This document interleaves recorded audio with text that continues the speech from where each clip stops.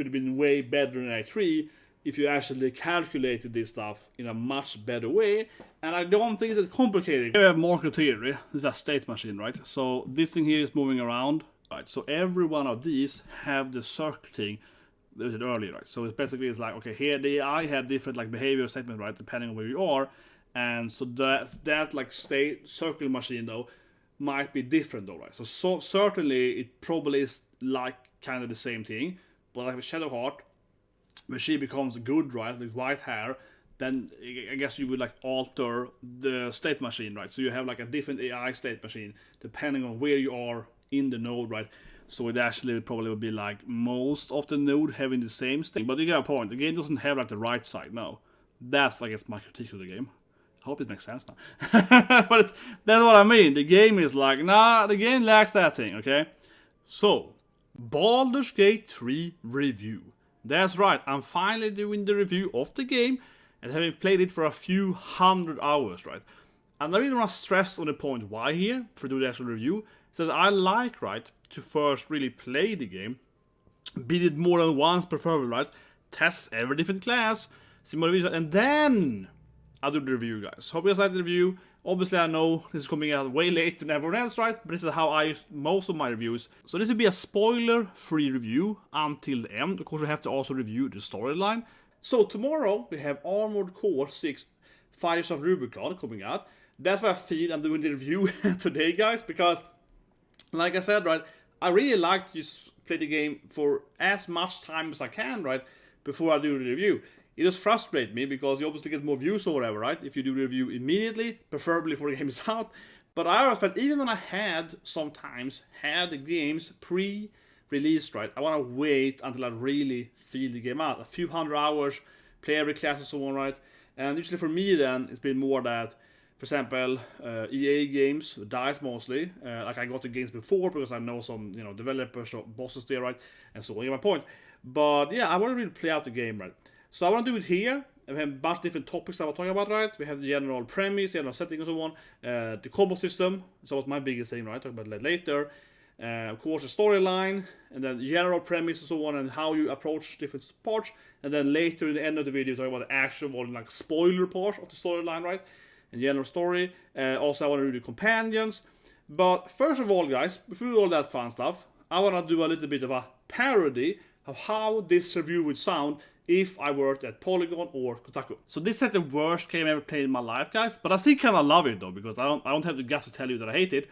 And I've died at this fight 7 times now. The game is just impossible, guys. I'm like, what is the thing? Math or something? You can miss stuff? Like, what do I do now? You can walk or something? Like, the game is... Obviously, it's not my fault. It's the game's fault, right?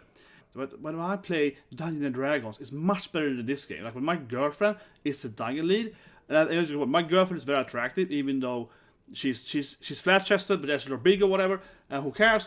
But it's really, really good. She's much better than these Larians, whatever you call, right? That being said, this is as far as I got. I haven't been Act 1, and I'm stuck here, but I'm still gonna give you the full review and pretend that I actually seen Act 2, and Act 4 is probably pretty good as well, right? I couldn't help myself. It's just funny looking at some of the reviews. That being said, I do bring that up, right? Of course, obviously, I'm talking about the Polygon ridiculous review about this game, that for many reasons ridiculous, but I bring it up again because I think it's focusing on this person is hating the game, right?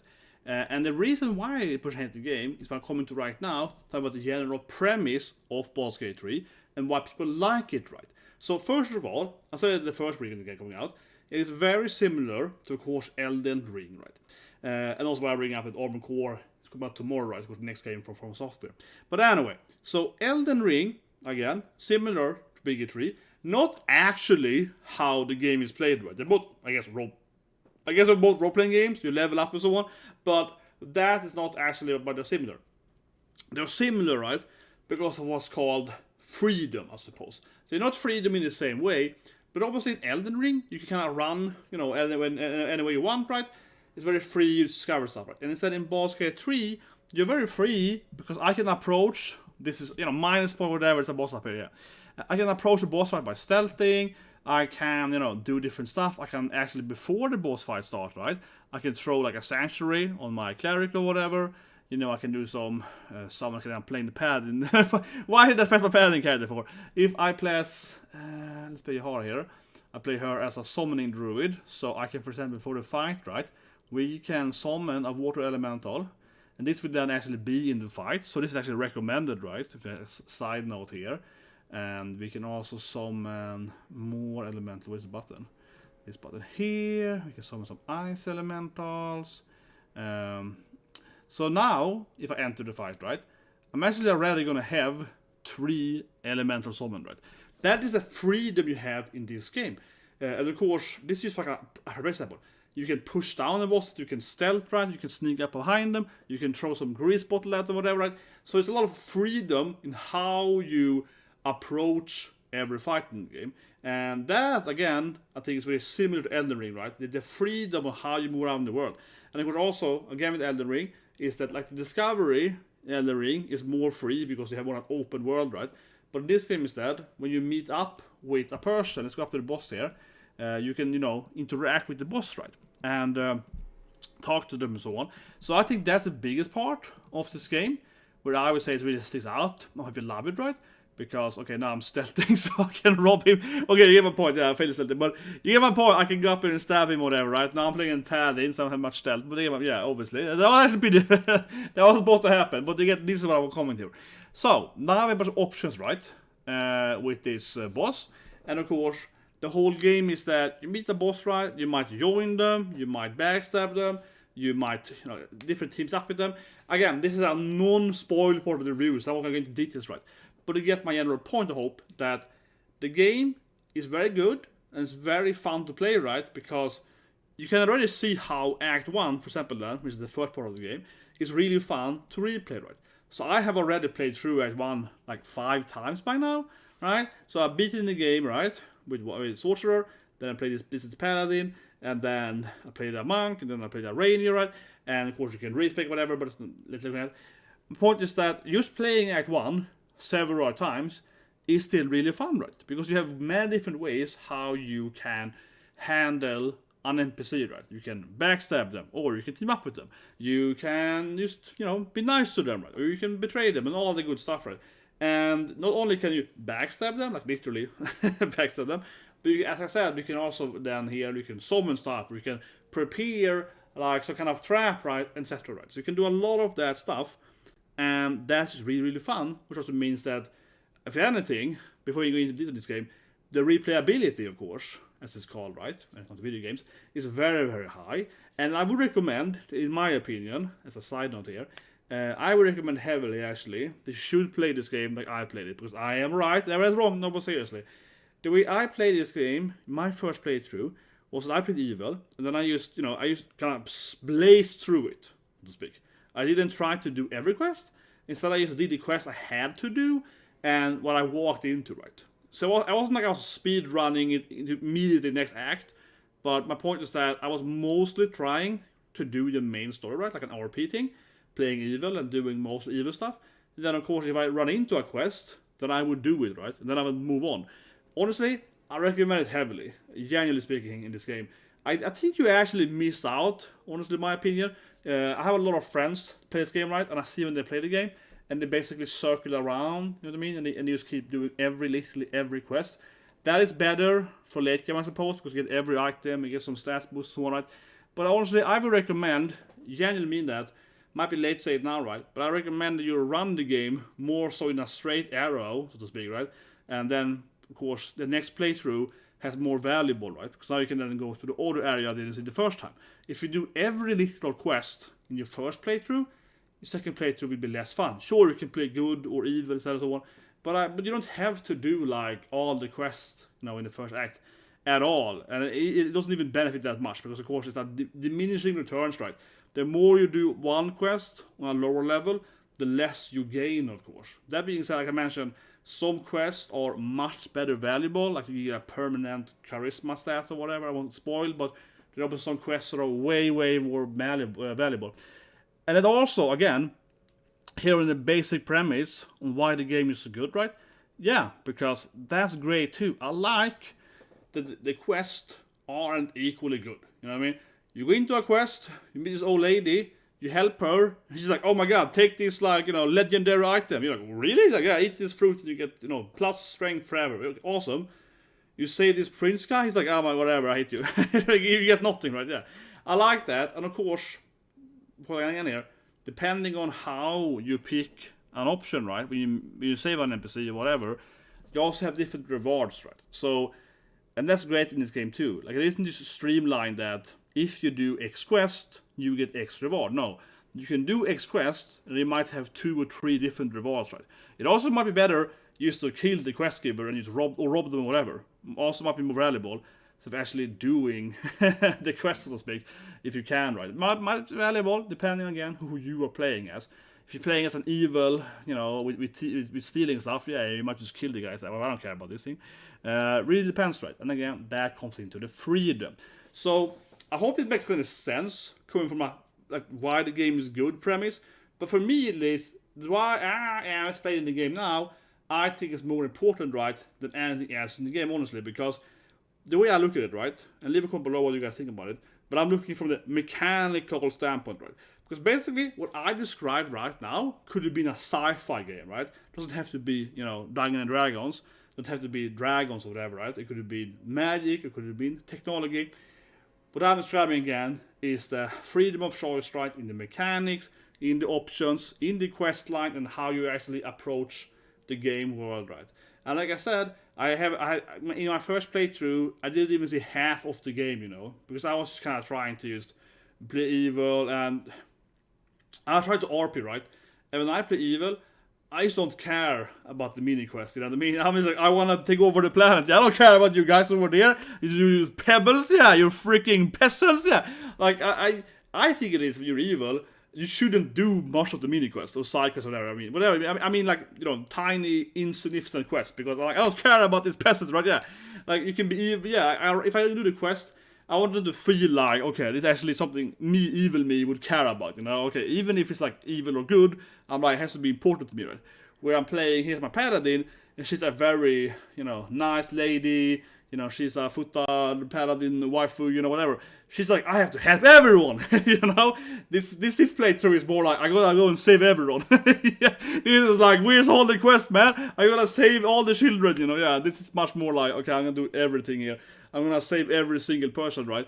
If you play evil, it's like, I guess I could save them or betray them or whatever. I don't really care. That's at least my opinion. I think mostly when you play evil, to be truly RP, depends on how evil you are or what kind of evil you are.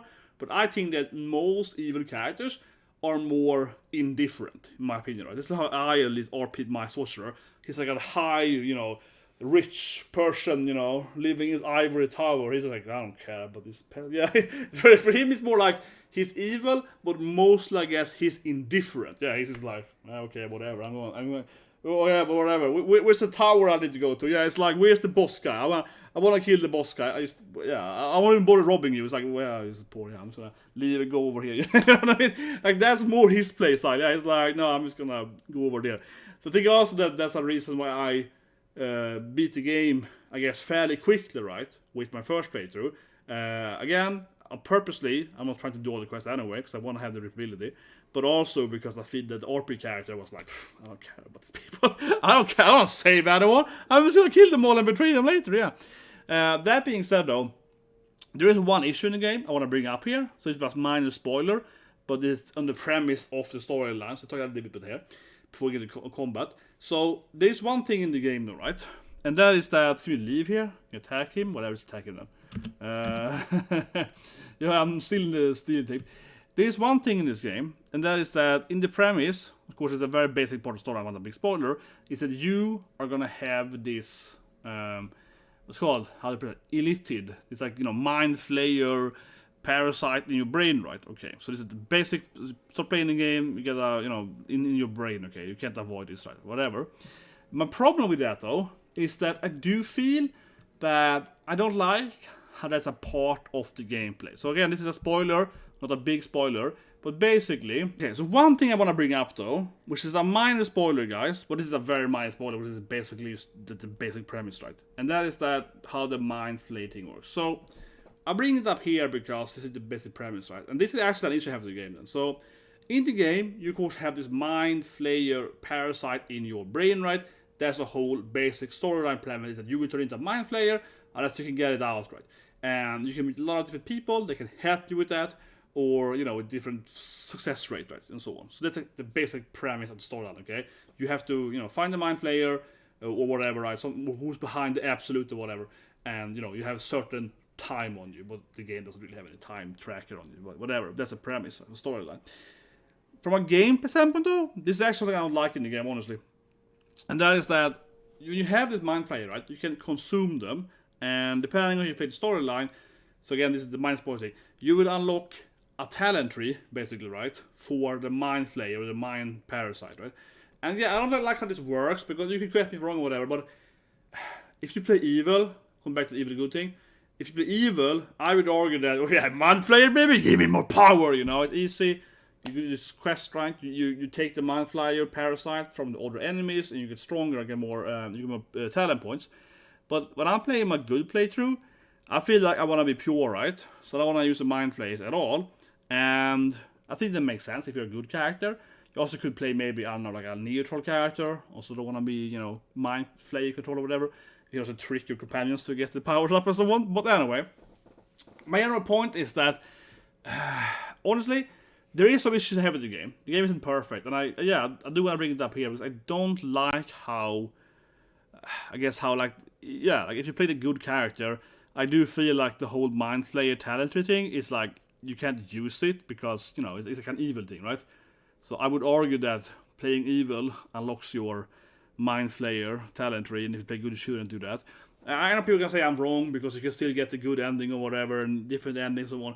You can still use the mind flayer powers and have a good ending. I know, but I think at least from an RP standpoint, I don't like how that limits away it. Because I used to refuse to use any mind flayer powers when I played a good character.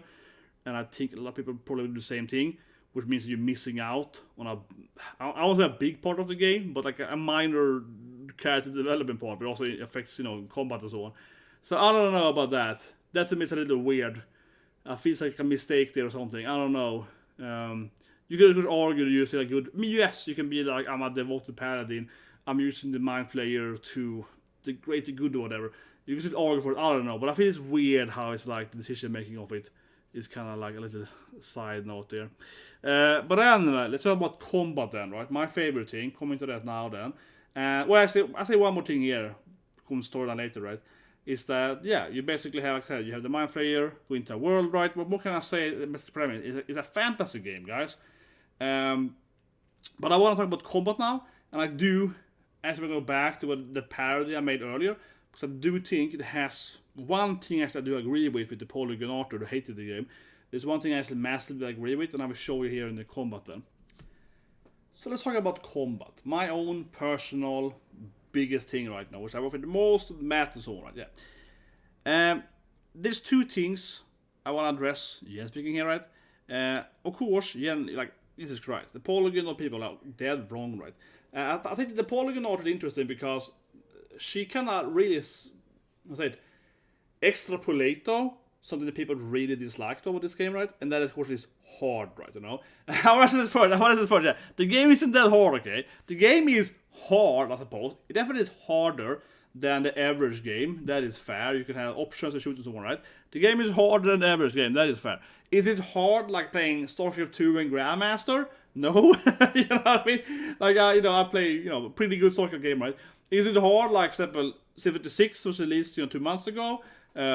Maybe like, Bronze League or whatever, right? But if you get up to like at least Platinum or something like that, get the Diamond or Master. No, those games are way harder, right? Any multiplayer game, generally speaking, is harder. Is it harder than like the Elden Ring then? Of course, tomorrow with Rubicon. No, Elden Ring is much harder, I would say, generally speaking, right? Depends on your build, I suppose, in Elden Ring, right? There's some bits are easy. But no, this game isn't hard compared to some really hard games. But is it hard than the game that Author or people comparing it to? Probably yes. I mean, this game is definitely not easy compared to, let's call it the casual pleb games or whatever. But I think it's a true thing to say. And I want to address it here in this video, right? Because I think it's kind of funny, right? We're laughing at them. But it's also kind of sad, I find it kind of sad, honestly. Right? That's why I want to make a parody early video. I find it kind of sad how I'm just like, how is this person paid to write this review, right? I don't not just this person. I want to single out just these people on like Kotaku or whatever. I'm talking about generally, right? Because it's not a common thing to complain about this game for the first few weeks, right? Where people are defending, other game devs, right? Also, the game is too hard, and of course, then I guess not accessible, right? It's not friendly or whatever, yeah. And that to me is just insane because again, the game isn't that hard, okay? If I have to difficulty curve this game, it's like a 6 out of 10 or something, right? You have way harder games, right, than Baldur's Gate 3. But again, that being said, it's not the easiest game either, okay? It isn't, right? But honestly, I don't want to be that thing out, but honestly, when I read that review years ago, like my first thought was like, oh my god, this person is complaining that they have to use basic intelligence, right? And I don't say it to be mean, but the complaint is like, oh no, when I attack this guy here, it's like, if I attack this person here, right, then obviously these two characters will join into the fight. And they're basically complaining like, oh, why can't I just like attack this person here? Like, I'm taking this here, and then suddenly these two guys attack me? Like, that's bad game design. Like, no, it is. That's the obvious logical. But yeah, of course, if I smack this person here, I'm gonna be attacked by their allies, right?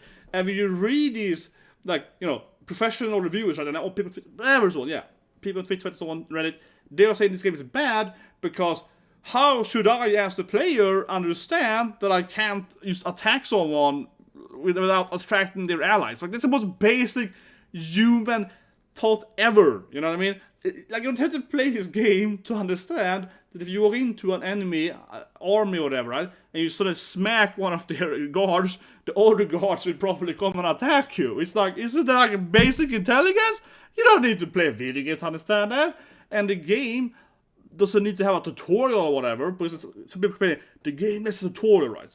Like, yeah, I suppose the tutorial could be better, but there's a tutorial to explain to you that if you attack the boss, his guards will help him or something. Does the game have to explain it to you? It's like basic intelligence. Like, it's like outside the game, right? And I want to think that it's a sad, funny situation, right? And I bring it up here because, yeah, the game isn't super hard. It's not super easy either.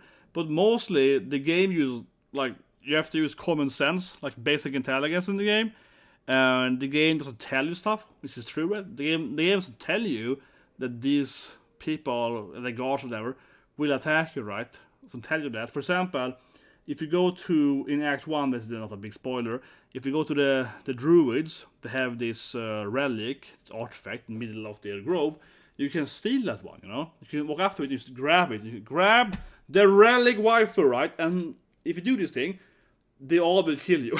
Yeah, all the druids will come after you and try to kill you, right? Because it's like their relic, right? You steal your waifu, they all come and try to kill you, right? It's my wife now, yeah.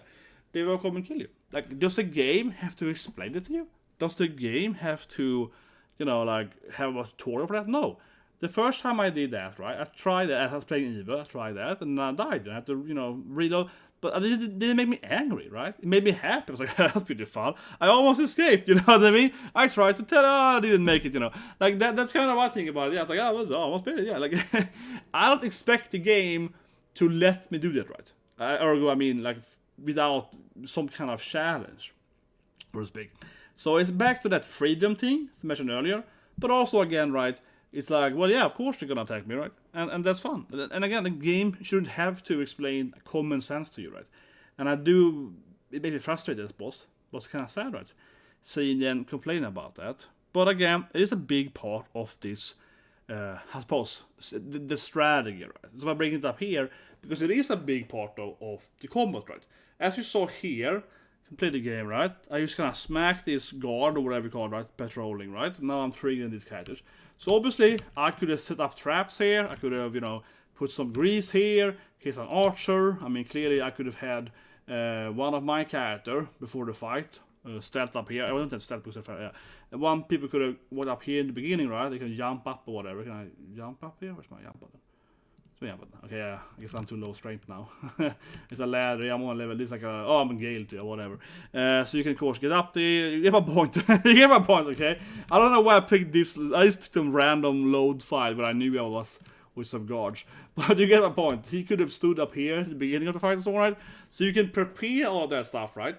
Which gives you that freedom for the strategy. But also, this is a very easy part of the game, so you can just kill them all by fighting them. This is very easy. You can just go in there and smack them in the face. You don't really think about that.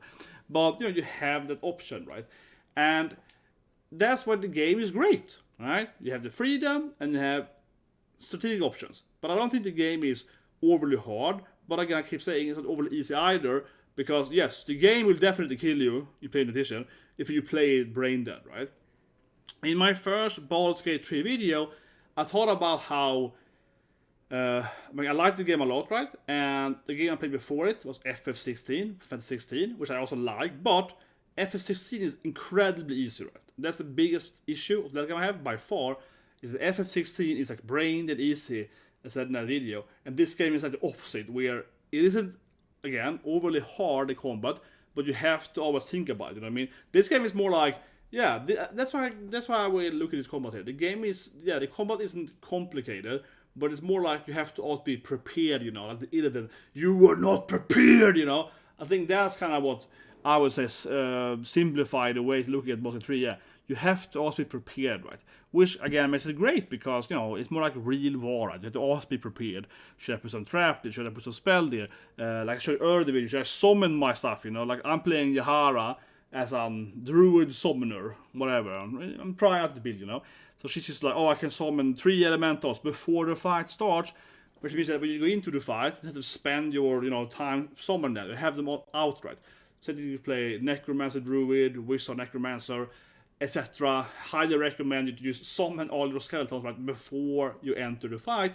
Then you have the whole army kind of attacking the enemy immediately. Is much better, right? So stuff like that is like, again, basic intelligence, basically. Nice sentence. But you have to always do it, right? You can't just walk in there. F16, a game that I really like, except just that, it's brain dead, man. You get into the boss, you're like, and the boss dies, like, it's so easy. It's like 1 or 2 bosses I died. I think I only died on a dragon, The game is so easy. I think I genuinely only died on a dragon and maybe some other boss. I died on King Behemoth when he summoned a meteor and I just tried to DPS him, but you can outrun the meteor. So the boss summons a meteor, and the best way is just run away from the boss, So the meteor misses you. It's like a huge meteor, but you can actually outrun it. But the first time I saw it, I just tried to DPS him, and I was like too low levels. I just tried to kill him before the meteor hit me, and then I died. So I was like, maybe I have to come back later. Or actually, I have to run out from the meteor. I have to run for 3 minutes. So what? Okay, fine, but it's boring, right? I tried to like DPS, DPS spank him before the meteor hit me. I was so close, though, guys. I was so close. It was like 1 level left. But I know, that game is very easy, right? Even in the next mode, and this game is opposite. It's opposite. But not, like I said, not because it's too hard to combat, but more again then because you have to always think about what you're doing. Right? That being said, though, to some extent, of course, when you play this game, eventually, maybe around midway Act 2, I guess even earlier, especially Act 2 and Act 3, when you enter fights, though, right, and you have like a certain build, so your build is pretty good, you're level 7, 8 or whatever, your build is like decent. At that time, though, I have to say, though, mana fights gets way easier, of course. As a drawback, of course, because, like, it's the mid-range side quest fights, right? You can just walk in and just punch them. You can walk in, like, smite and you die or whatever, Or, like, you have the Gloomstalker rogue build, and you're like, and they die immediately before they fight in the stars, right? So, of course, you have some broken builds, but even without the most broken builds, the game definitely gets easier after midway through some of the game, of the combat, right? Because you get so much stronger than the enemies. And then eventually, I won't spoil the storyline, but in Act 3, you have a bunch, it's an early video, a bunch of, like, boss fights. There's different parts of, I guess, how to say it, mostly the companions have their storylines, so you can do the fights anyway, but you have the companions, and this unlocks, I would argue we'll call it like a boss fight per companion, right? So you have like, I'm not spoiling it, but you have Carles, right? She needs something done, right? And if you're doing her side quest, you will meet like a big boss there, right? So basically it's like everyone has like one boss fight, more or less, not exactly how it works.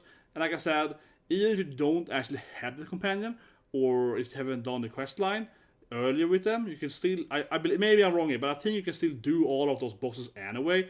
You actually won't miss that content as long as you can still trigger those quest lines with some other NPCs, right? So that's like a side note here. Even if you kill your companion, you can still get, I think, every like last boss fight with them. Of course, they won't join you, so you don't have the cutscenes or the dialogue, but you can still get the boss and the loot. So I believe, correct me if I'm wrong, I'm pretty sure on that.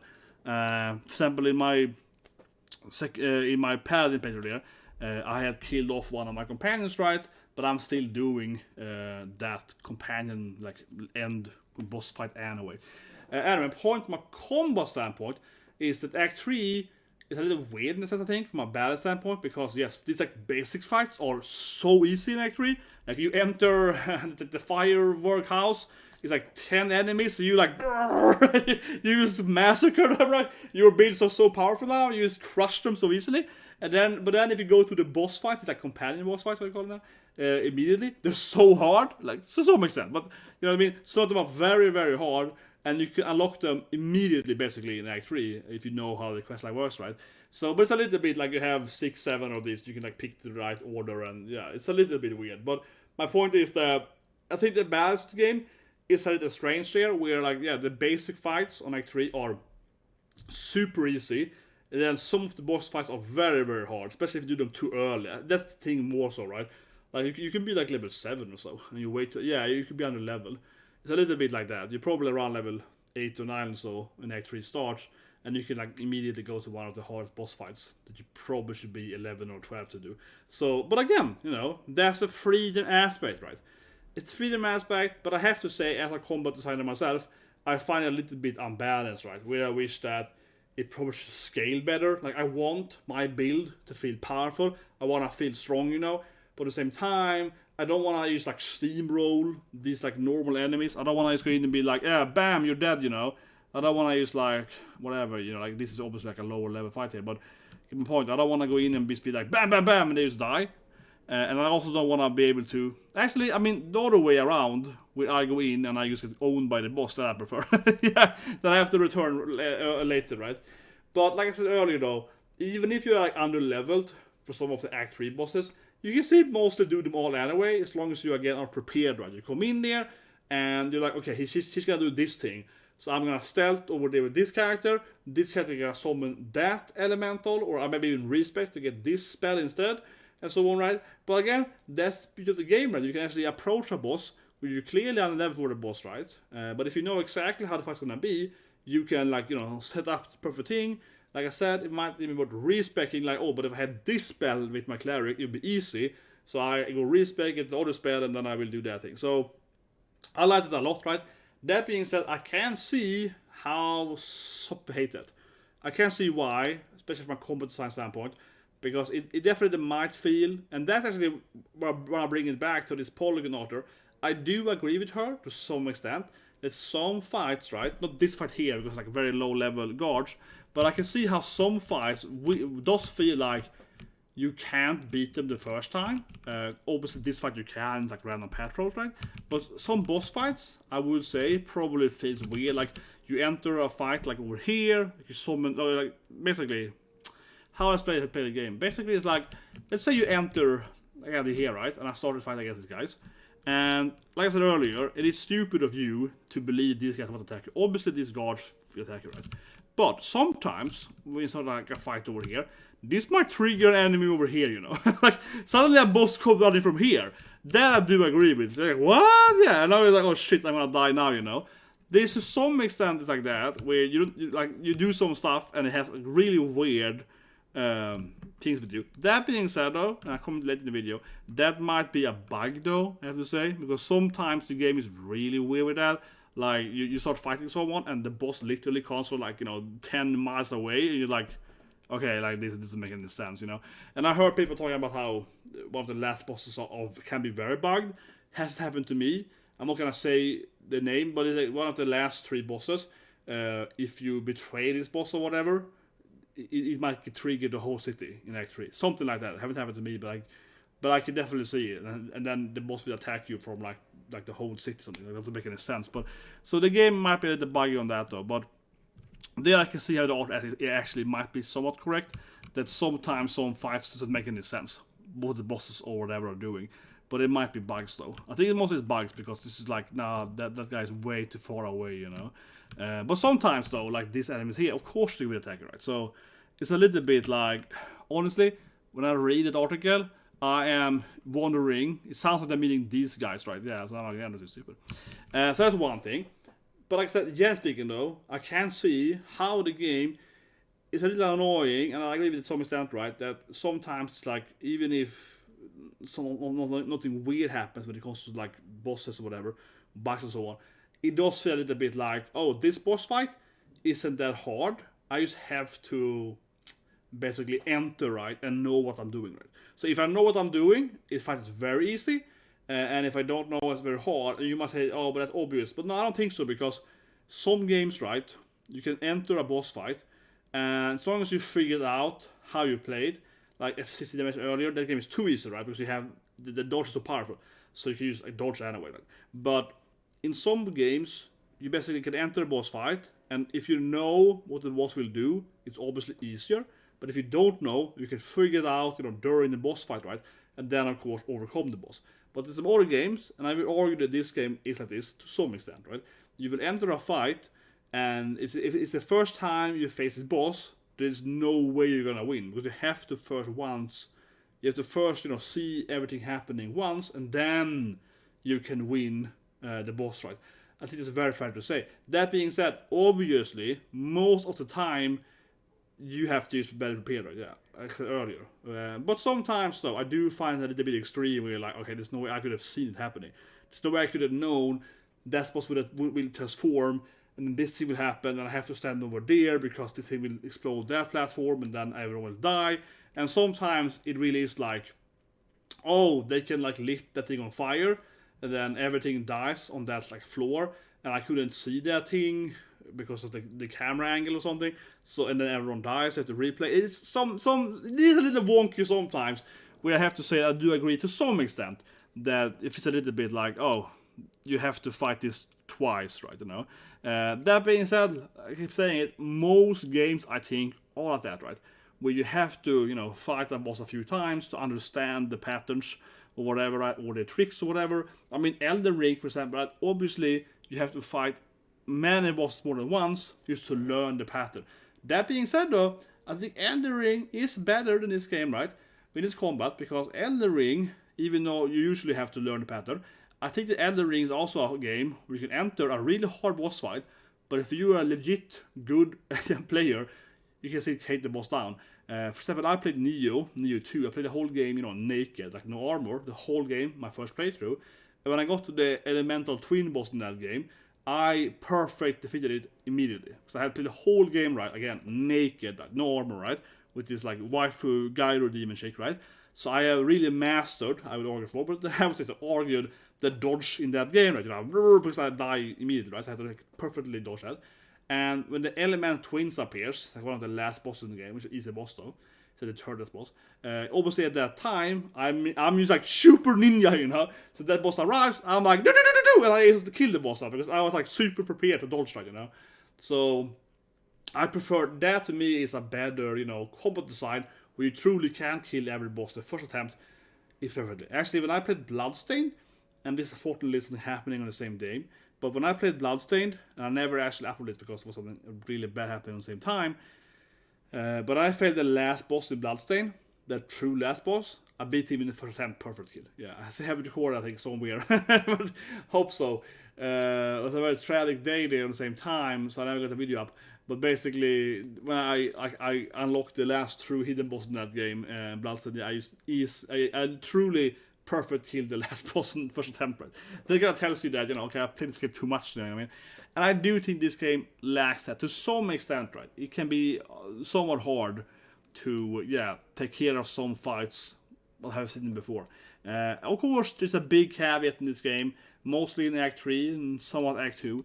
But, you know, if you have the correct builds, you know, it's an RPG, very D&D step it, right? You know, if you have the correct builds and everything, you can probably take most bosses obviously, because you just kill them. Yeah, of course, right? Because if you have a really overpowered build, you enter a boss fight, you will just, slay them immediately, and that's easy. So, of course, you have that thing too. And let's go back to Neo again. When I played Neo 1, you have this ninja build, and I never read any guides or whatever in Neo 1, but I played the ninja, because I want to be a ninja, right? Because I'm a nerd, whatever, yeah. And the ninja build in the game is so broken. I didn't know it, but I always realized it was broken. So when I got to the last, 5 bosses ever, I killed them all in perfect. So you have this kunai spray thing, and you can permanent stun lock every boss in the game as a ninja. And that's something I just realized during my first playthrough. Oh, it'll be this thing, and and then I see a pattern, and then I do the math, and then I do better. So yeah, Neo is so easy that game. Neo 1 is incredibly easy to play ninja. It's just broken as hell, absurdly broken. But again, I accidentally got into that build, right? And here in this game, not as broken, but obviously similar. If you have all the best builds right, of course you can kill the most boss in the first attempt, of course you can. But I think it's a different thing, And again, quite true for most RPGs, right? Otherwise, though, to be fair, I don't think that the game combat side here is the best thing I've ever seen, because it is kind of wonky, but I think it's more wonky on the UI, It doesn't feel very easy to play the game. And again, I'm not talking about easy from, easy to hard difficulty curve, right? I'm saying easy from a UX standpoint, easy as input wise, I haven't played the game on console, but I can see the game maybe being more smooth, right, on PS5 X or whatever, because even though obviously the mouse is the thing to use, I don't think the UI is very effective. You have some shortcuts, but it's there's no shortcut for these buttons. You can map them out, I guess. You know what I mean? So here I feel the game is somewhat lacking, honestly. Yeah, it's not the worst thing ever, but I think I would prefer, it was easier to, I want to use this ability. Is there a shortcut for that? No, I don't see so. And this UI could be way better, I think. It could be way better, yeah. And sometimes, I hate this thing when you pick up stuff in the game will tell you press the button to inspect them. It doesn't work or something. It's a little wonky, and every time you find a book or something, I would like the game to just immediately read it to me automatically. Can you do that in the game? So it's a lot of that thing probably bothers me more in the combat. I feel it's a little bit, yeah. It's a lot of how would I say it? It's a lot of actions. I don't mean action as in the actual game action. I mean action as a human person outside in real life. There's a lot of actions that I want to do, right? Press a button, jump here or whatever they call it. Which I feel, what's it called, fits law. Fits law to some extent, but it's basically the way I envision it, right? This is me talking as a developer, is that I think you can do most of this game's combat design with less button and less maneuver the mouse. So they had a thing called fits law, where you count how much you have to move the pixels or whatever, so the screen so on. And basically, it's talking more conceptualized fits law, right? Is that when you make a UI, you want to have the next button that does something like an A-B step thing. You want to have A and B next to each other. So for example, let's say you want to buy something, right? You want to buy something on an e-store, you want to buy something apps or whatever, right? You don't want to have pressed it here and then having checkout and all this stuff being on the screen. You want to have them all close. It's very obvious, but you want to have most of the put button in the middle, right? So the user's mouse are moving like this, So they have to move this, right? A terrible UI, for example, would be if you had one button down here and then the next button would be up here, right? So to move the whole screen to do a simple input. That is obviously stupid. That's kind of the fits law concept in its basic, right? And I feel this game here, I don't know if it's a good name for this thing, but it basically is fits law. Where I feel it's okay, but why do I have to press the thing and this thing? Why can't the game just do this by itself, That I feel it's a little too D&D, where I'm just okay, but hack and then do this thing or something. It feels like I'm pressing, I'm pressing the mouse, 3-4 times too much. I feel the game could have streamlined this so I could press maybe half as much. And sometimes it does bother me, even though I like the freedom, that you can shoot everywhere you want. You can you can shoot here. But sometimes in the game, I do press wrong, honestly. I want to shoot this guy, right? And maybe I press here instead, right? And the game just allows that. and it misses that, and it bothers me because that should hit him instead. Yeah, but that thing kind of flew through him, so that kind of bothers me. And there is some stuff like that. But the worst thing though, and I always think the worst thing in the game when it comes to this thing in combat, is that sometimes when I move around the character, I'm trying to move my character. Accidentally, I press my friend, you know, my companion, and then they have like a dialogue instead. I hate this guy. So you think about that. They have it with me all the time, not all the time, but sometimes I accidentally start a dialogue. And especially this one place in the game, you have to make a puzzle of brains or like paths or whatever, like a brain pattern thing you have to do in the sky. And so often when I'm pressing the button in the sky like this, I would press on the ground next to it, and then the character moves, and then that cancels, it cancels the puzzle. So there is some stuff in the UI which I think is really bothering me. So it might be a little bit work damage, right? I'm looking at it more as a developer than as like a player myself. But I do think it is, yeah, like that I do agree with the game actually being pretty, I'm not saying the worst thing ever, but I think it's pretty meh. And it's somewhat bad when it comes to the UX and UI design, because it's definitely better there. Like, the gameplay is really good, everything I said which is true, but I do feel it's a little bit like inconvenient, I guess, right? Most inputs. And yeah, sometimes, like I said, when you do puzzles or whatever, I feel the game is like, I'm trying to put an item down, and instead the companion moves in the way you talk to them, so it bothers me. There's a lot of time wasted in this game on that stuff, so that's a little bit annoying. And lastly, on the combat here, which is actually I do agree fully with Kotaku and Polygon and so on, and Twitch thread people on that doing one big thing, and that is the language of the game, though. Honestly, I mean, I have played D&D in real life, it was big real life outside, but it is annoying that you almost kind of want to have the game in like two different versions when it comes to language. You almost want to have, like a D&D language and like a normal language, because I actually do agree with a lot of people saying that it is inaccessible in some extent, where, they have keywords, right, like stealth checks or saving throws, but obviously this language doesn't make any sense, people. Yeah, like, it doesn't make any sense. The words, has no meaning, right? You know what I mean? The word has very little meaning. So, like, we'll say opportunity attacks, where you move, past someone, right? For example, I'll play a lot of Blood Ball, PC game. I like the game a lot. I like the card game a lot. For example, right? So that's like something there as well, right? So I kind of have the concept from previous games, both of these games, but I can really see how people are, confused by a lot of keywords, and that is very true. And I think the game definitely could have made it easier. And that's kind of the drawback, right, of being a D&D game, using all the same lingo from D&D, basically, right? And yeah, I could see some of my other videos. Sometimes I have said the wrong word. When I made the first tier list, I said the wrong word about how the gnomes thing is. I was talking about like saving for throws for magic, but I thought about I said it's like saving for face, right, and so on. So I said one thing, I meant another thing, right? You know what I mean? So I think that is this is why I'm negative, because I said the wrong thing. Yes, it proves everything. No, but seriously, I think that a lot of these words, like, imagine if the game had two different, like I mentioned earlier, language modes, right? So you have one that is like, okay, it's all D&D language, okay, this is what you're used to, right? You play D&D or other games, you get it. But if you've never played the game before, you can press like normal reading mode, and then everything, all the keywords are called like normal stuff. That actually makes more sense, because what is saving throw, right? If you never played D&D before, like, it doesn't make any sense.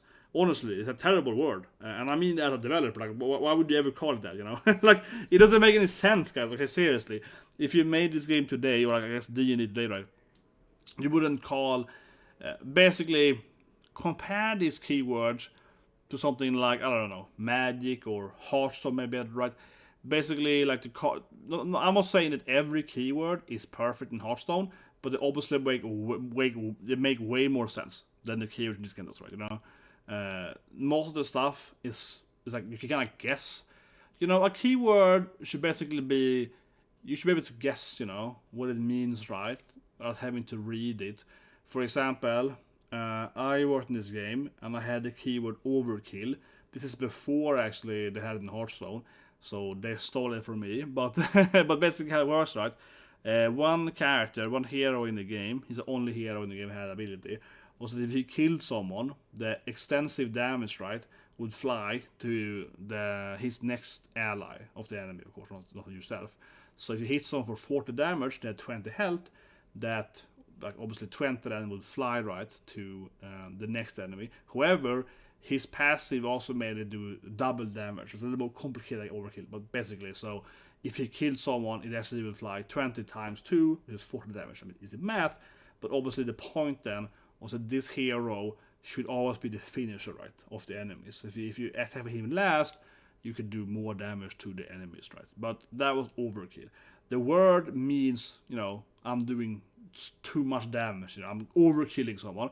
That double damage thing, maybe that wasn't like, that is not, how to say it. The double damage isn't inherently understood, right? That's something unique with this hero, and other games having overkill doesn't necessarily have that like keyword that, overkill means double damage that you do when you trample like a magnet. That's not there, right? But the concept of the word overkill, people understand. It's like if I do too much damage. You know what I mean? People understand the concept, right? They're like, again, this hero, he also saying that overkill is like double damage. Okay, that makes sense to me, right? Easy to remember, right? But I would feel like if that was in this game, overkill, it would be called something very different. You know what I mean? Yeah. It would be called like damage multiplier 2x with your this thing. It would be like really weird to read, you know what I mean? It would be called something really strange, like, I don't know. They call it trampolimatic. What would this game call it? You'd probably call it like, and also it would be more lore based probably. So it'd be like demonic trample of fire. It's like what's happening. If you kill someone, you do like 2x that damage in fire damage, or you throw you will throw 2d6s. Deal that in fire damage to the next enemy or something. It would be something like that, yeah. It would be very hard to read, I'm not saying it's possible, the game is hard ever, but I do think it's very fair to say that this game's, the language is obviously much harder to understand than most other games. I think it's fair to say. That critique, I think is 100% true. And that being said, though, some critique of this game is very strange, though. But people are complaining that, I don't understand that if I am attacked, I throw a saving throw and then they miss me or hit me, right? Based on blah blah so on. That I think is BS though. If you ignore the language like saving throw and so on, right? But if you look at this percentage wise, right? Someone attacks you, someone shoots an arrow at you, they have a hit rate, right? That is very true for, of course, XCOM or Civ or whatever, right? Or Tactics Ogre or whatever. Like, that's not a new thing, especially for like tactical role-playing games, right? It's very, very common that you have a percentage of hit and miss, right, on your abilities. Again, both in Japanese and Western games. That's nothing new at all.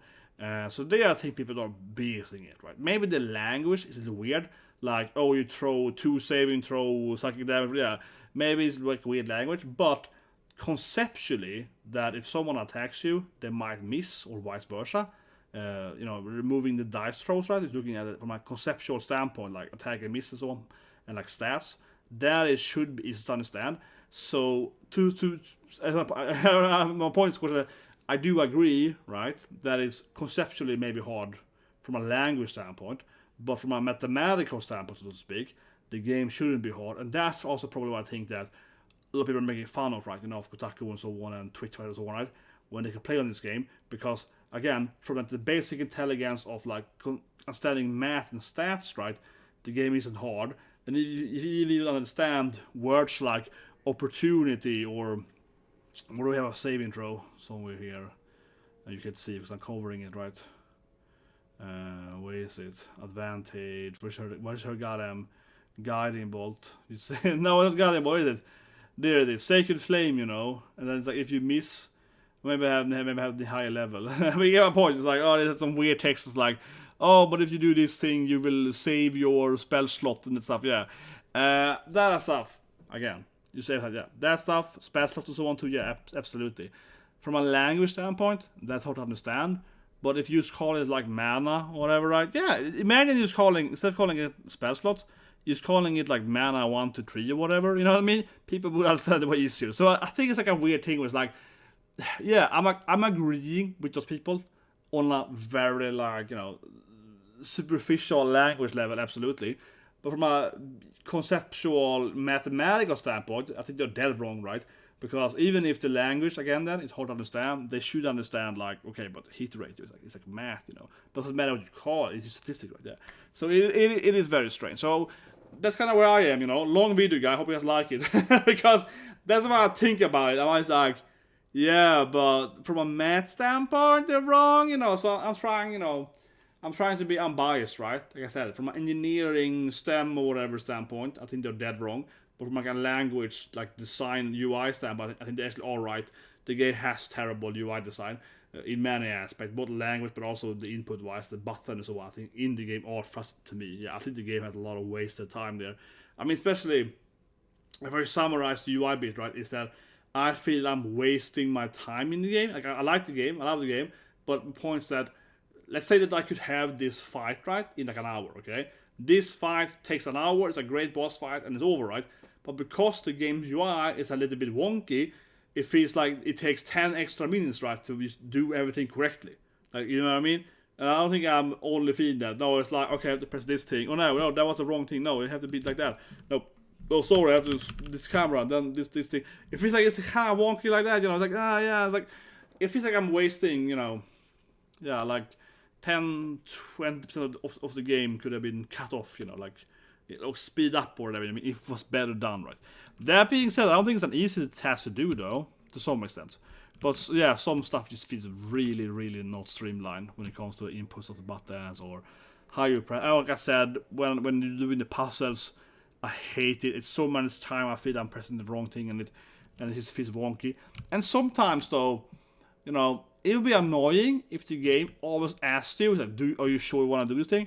But I have definitely hit my own characters a few times by misclicking, and you can blame me, of course, but honestly, I feel like when I'm doing, like, you know, main tag, right, and I'm taking my own ally, you should be able to kill your own ally. This is, you know, how the games work. But maybe the game should have had, like, are you sure you want to do this thing? And other people say, oh, you're wrong, whatever. But actually, I think this is kind of similar. A couple of years ago, I worked on this, like, warning system, okay? I can't say what system because of NDA, right? But I worked on, like, this is not a video game. I worked on an actual, you know, warning system, right? Warning for, like, floods or whatever. You can point out, like, this system calculates this thing, and then it sends, you know, it sends the, I guess, the geologist or whatever. The scientist guys get a warning, right? I made a system that tells them seismic warnings or whatever. You have a point? I hope so. What the system does then, right, is that it evaluates, and it's basically like a simple AI, like an algorithm, that kind of like defines, you know, what kind of warning is it? Is it green, red, blue, black, whatever, right? You know, kind of like, you know, seismic wave, right? So, and then the scientists, right, they will see, oh, it's a black warning, oh shit, I gotta call the president, you know? That's kind of the point, right? So they have different systems, right? So basically, let's call it a dynamic warning system, right? This game here could use a dynamic, are you sure thing, right? So what I mean is that some stuff, like hitting my own ally, like you almost never want to do that, like basically never. Sometimes, but mostly never, right? And except the kind of charming and so on, but mostly not, right? So I feel like this game again could have a dynamic system, which is like, you know, most stuff you want to press in the game world, the game won't ask if you're sure because the game should be, you know, free. But maybe when you do this like really, really, really dumb shit, the game should be like, oh, actually, are you sure you want to do this thing?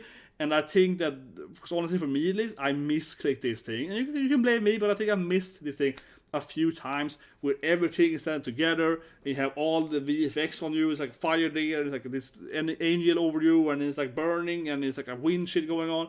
And I'm trying to suppress the enemy, and it's like, you know, and oh no, and I stepped, yeah, and I feel like the game could have been like, are you sure, right? It should be, again, dynamic, so it's only when it's like a black warning, the game should be like, oh, actually, you probably pressed the wrong button there, right? I think so. But it should be dynamic, absolutely. It can't be for everything, it'd be super annoying, I would hate that. It has to be only for the specific thing, right? But you can easily do it in an if statement, you know, you can just code it easily. You just have to calculate, basically, what is the least likely thing you want to do, right? And the less likely it is you actually want to do it, the more it would be higher up on that scale, right? And you have a cutoff where you don't care, right? So, I don't know. I can envision this thing very easily honestly. I think from like a theoretical standpoint, it's easy to understand. A developer can easily do it. I think talk to a developer, like here's how you do it. It's like I'm, to point out, I'm the guy usually. It's like here's the math, just do something with that. Yeah, I'm the guy that's like here's the the logic, just implement it. Okay, I don't have time for this thing. I'm the evil guy. Early in the video, I'm the sorcerer. Here's the shit you have to do, guys. I see you get next week. But honestly, I think it will be pretty easy actually to implement this thing. And I think I would prefer that. And obviously, also could have been like a toggle, right? You as the player could have maybe, turn it off and on, right? Anyway, let's go on. I can't just talk about combos all the time through. I want to talk about the storyline and the companion and some more stuff, guys. So, bear with me, right? Let's talk about companions, right? And the general. We come with storyline later, but I'll talk about the companion and the party cats, right? So here I have just killed one of my companions, and like I said in my first video 2 weeks ago, I love you can do that, right? But anyway, this is my sorcerer. This is my bro, man. You can see that's what I pointed out. You can see I'm like, well, I have to admit it. Yeah, he obviously has my hair. Okay, I'm just like you know what I mean. This is like me, man. And this is when I played really evil, okay? This is like, oh my god, I'm so evil. I'm like pure evil in this game. So like, yeah, okay, I wonder what that tells me as I got a degree in behavioral science, right? I wonder what that tells me about me, man. I'm like, yeah, I'm playing this like super evil guy, and then I make him look. He has like straight up has my hair. Yeah, he doesn't have a beard, I guess. Nah, I didn't fit the beard thing, but he does have exactly my hair, basically, I would say. Yeah, we have exactly the same hair. And it's a side note, my hair, of course, is self-curling, as they call it in Israel. Yeah, like my hair it's like, it used to get very curly, But it's pretty common, I think, for Swedes to have curly hair. My mom and dad both also have curly hair. Whatever. Let's talk about the companions then. Or my self-love here, but I just think it's kind of funny that I it's like, well, he looks exactly like me. Yeah, that is something there. Anyway, so in this game, right, got a bunch of companions. This is the beginning of the game, and I just killed one companion, right? So like I said earlier then, in my first video of this game, yeah, like you can kill your companions, awesome, right? People have the freedom, right? But I want to more talk about the group itself and how that kind of dynamically. Actually, Gay is boring. Where's Shadow Mama? I guess she's the best here now. Okay, look at the Shadow Heart. So of course you have your camp, right? This is very. Honestly, I'm a little bored by this system, right? I understand why they're doing it, but generally, and I mean this thing. This is not like critique on this game. This is not like critique on this game per se, but more a general critique. I am a little bit like, oh yeah, every goddamn game, man, every role-playing game. Gotta have your goddamn camp stuff going on, right? Am I the only one? But anyway, so obviously most of the dialogue in this game then is played out, right? Like I guess most role-playing games, both Japanese and Western, right? Where you have the camp. So every time in the game, I should say every time, but mostly, more or less every time in the game, where you take a rest to get your spells back and health and so on, you will come to this camp, right? Now, the characters then, in your camp, right, they will have different opinions and so on, right? What happened. So, like, oh, maybe we shouldn't have killed that guy, or that was awesome, whatever, right? And, of course, depending on how you play the game, they will like you or like you less, and then you can smash them. Yeah, and you can sleep with all of them! Man, this game is very horny. I mean, some people complaining that this game allows you to basically sleep with everyone. Everyone is gay, trans, or whatever. It doesn't matter. Yeah, you can be any gender, they can be any gender. You have the beer, right, and you can sleep with them. Honestly, it doesn't bother me that much. It doesn't, So people can say it's woke or whatever. I mean, obviously, you can play a cat, you can be a foot or whatever, like my paladin. She has a, penis, of course. She's like a tiefling. Of course, it could be like a foot of the demon, right? And it doesn't really bother me. It doesn't. I agree to some extent that it's maybe in some other games where it's like, well, this character is only, if you are a man, then you can be with them. I mean, they just make more sense, I think. But I think it's like honestly better this way. I think it's better gameplay, in my opinion, that you can actually seduce everyone. Because if you're actually playing the game, right, it feels better to be like, oh, I meet this companion, Shadowheart, And no matter who I am, like I can be a drow, I can be a dwarf, you know, I can be male or female, I can be trans, whatever, right? I can be foota, whatever, and I can still smash her. I think it's better gameplay, honestly. I know people get probably angry at me at this, but I think so. I think that system is better, purely from a gameplay aspect. It does ruin the RP a little bit. I suppose that it would be more logical if she was only straight or whatever, right? Or gay, or depending on her storyline. I suppose, right? It makes it a little stranger, but I don't know. I do think it's better for the gameplay, right? Especially if you play the game for the first time, like this is my first playthrough, and say I wanna do her right, actually kill her later. In this playthrough, actually, I was like, screw you, Shadowheart. In Act 2, I was about too much, but I was like, you know, F you, woman, I'm the boss. Yes, I was like, no. There's another woman that was way more interesting. My wife in this game, of course. It's an evil waifu that I was interested in. She was way more fitting my character. But I don't know if I don't spoil, so big of a point, you know. There are obviously different female characters and male, whatever, in this game. This playthrough, I've had another female character that fits way more into my main character, right? But all that being said, yeah, I do think it's better gameplay, because imagine that, for example, then when I meet the next companion that I prefer to, you know, date, so to speak, right? Imagine that, oh no, but to date her, you have to be like human or elf or something. You know what I mean? No, you can't date her because you're a drow. You have to be this race or whatever. It would be more fitting for the RP. I keep saying that. I do agree with that. But it would be so annoying as a gamer. What I have to like restart then. Oh, this is the woman this is the woman I want to marry, but I have to play, I have to be like a tiefling, a human, or an elf. So I have to play the whole game or something, or, you know, I have to be a trans tiefling or something, you know what I mean? No, it'd be super annoying, okay? I think it's better, let's say, I think it is, okay? Honestly. I don't think it's vocal or whatever. I think it just gives you a better gameplay, right? And I usually come from a gameplay standpoint. I never care about graphics so much. It's a better gameplay. It is a better gameplay. But sure, I could see some people, but I understand people are getting angry over it to some extent. Because it is a little bit silly too that everyone can smash everyone. There's no limit to it. It does a little bit remove, I guess, some of the uniqueness of the characters. Like in other games, let's say that she was a lesbian, Shadowheart, and you have to be a woman to be with her, right? And you can't be, you know, whatever, like you have to be a woman. That would be, maybe that would be interesting, right?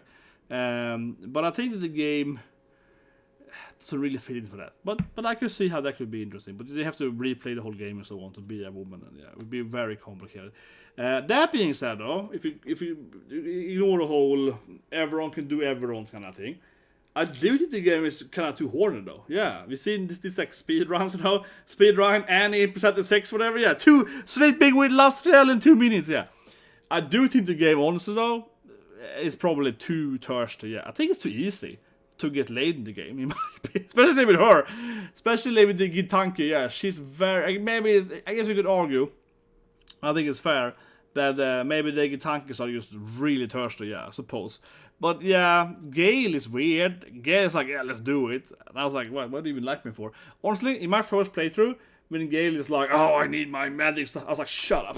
You know? I was like, slap. Yeah, I'm the boss. You don't get my rings, you damn, you know, magic aholic, you know, yeah.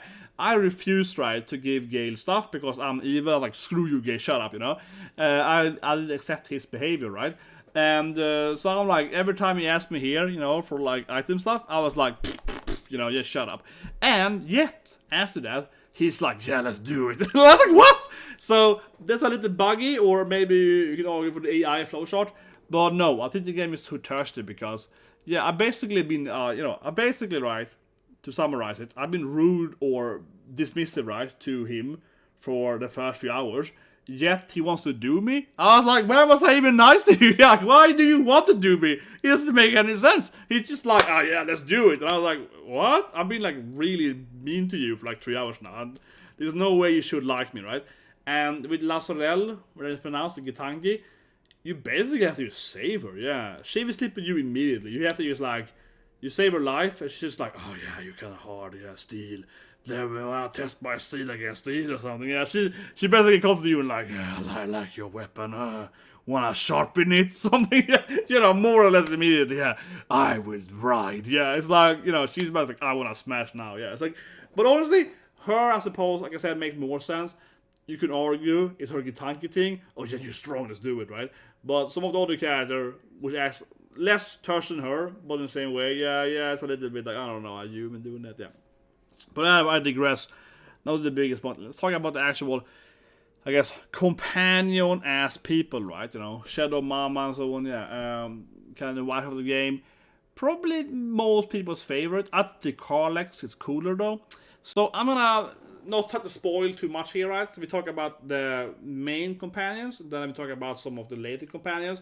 So then we get the spoiler, and after that we also go into the storyline. So I guess this will be the last part before we spoil, right? So, okay, so you have your first 6 companions then. This is not a spoiler because it's obviously the premise of the game. So if you have 6 companions, Shadowheart, etc., they all have the same, how to say it, not backstory, but the same premise, right? They have parasites in their head, and they all team up.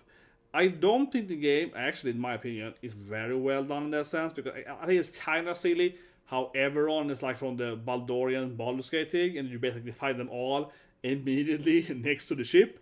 It's a little harder getting Will and Carlex, that's like slightly away from you. But no, I didn't actually like, honestly, in the game, how, you know, you move like 1 meter, right? And Shadowheart is like next to you when you wake up. Okay, fine, whatever. But then you find both Astorian and Wade. What his name is? The wizard guy, not Will, Wade, yeah. Gale. His name is Gale. Gale, yeah. The Gale, Gale, of course. You find him, and they're basically next to you. You know what I mean? You find them like you take like 2 steps in the rear, and then Lasriel is also basically there, like 2 more steps, right? That's why, again, of course, the Annie 6% that is so fast, right? Because she's basically next to you in spawn. And I think that is kind of silly from a general standpoint. I think they could have spread out the companions slightly more. Yeah, to me, the first playthrough, I guess it works better. But like the second playthrough, you kind of like, oh, I pick up all my party members in like 5 minutes. It's a little bit weird, honestly. It doesn't feel organic to me. So I don't like that writing, generally speaking. And I don't. Yeah, you pick them all up next to you.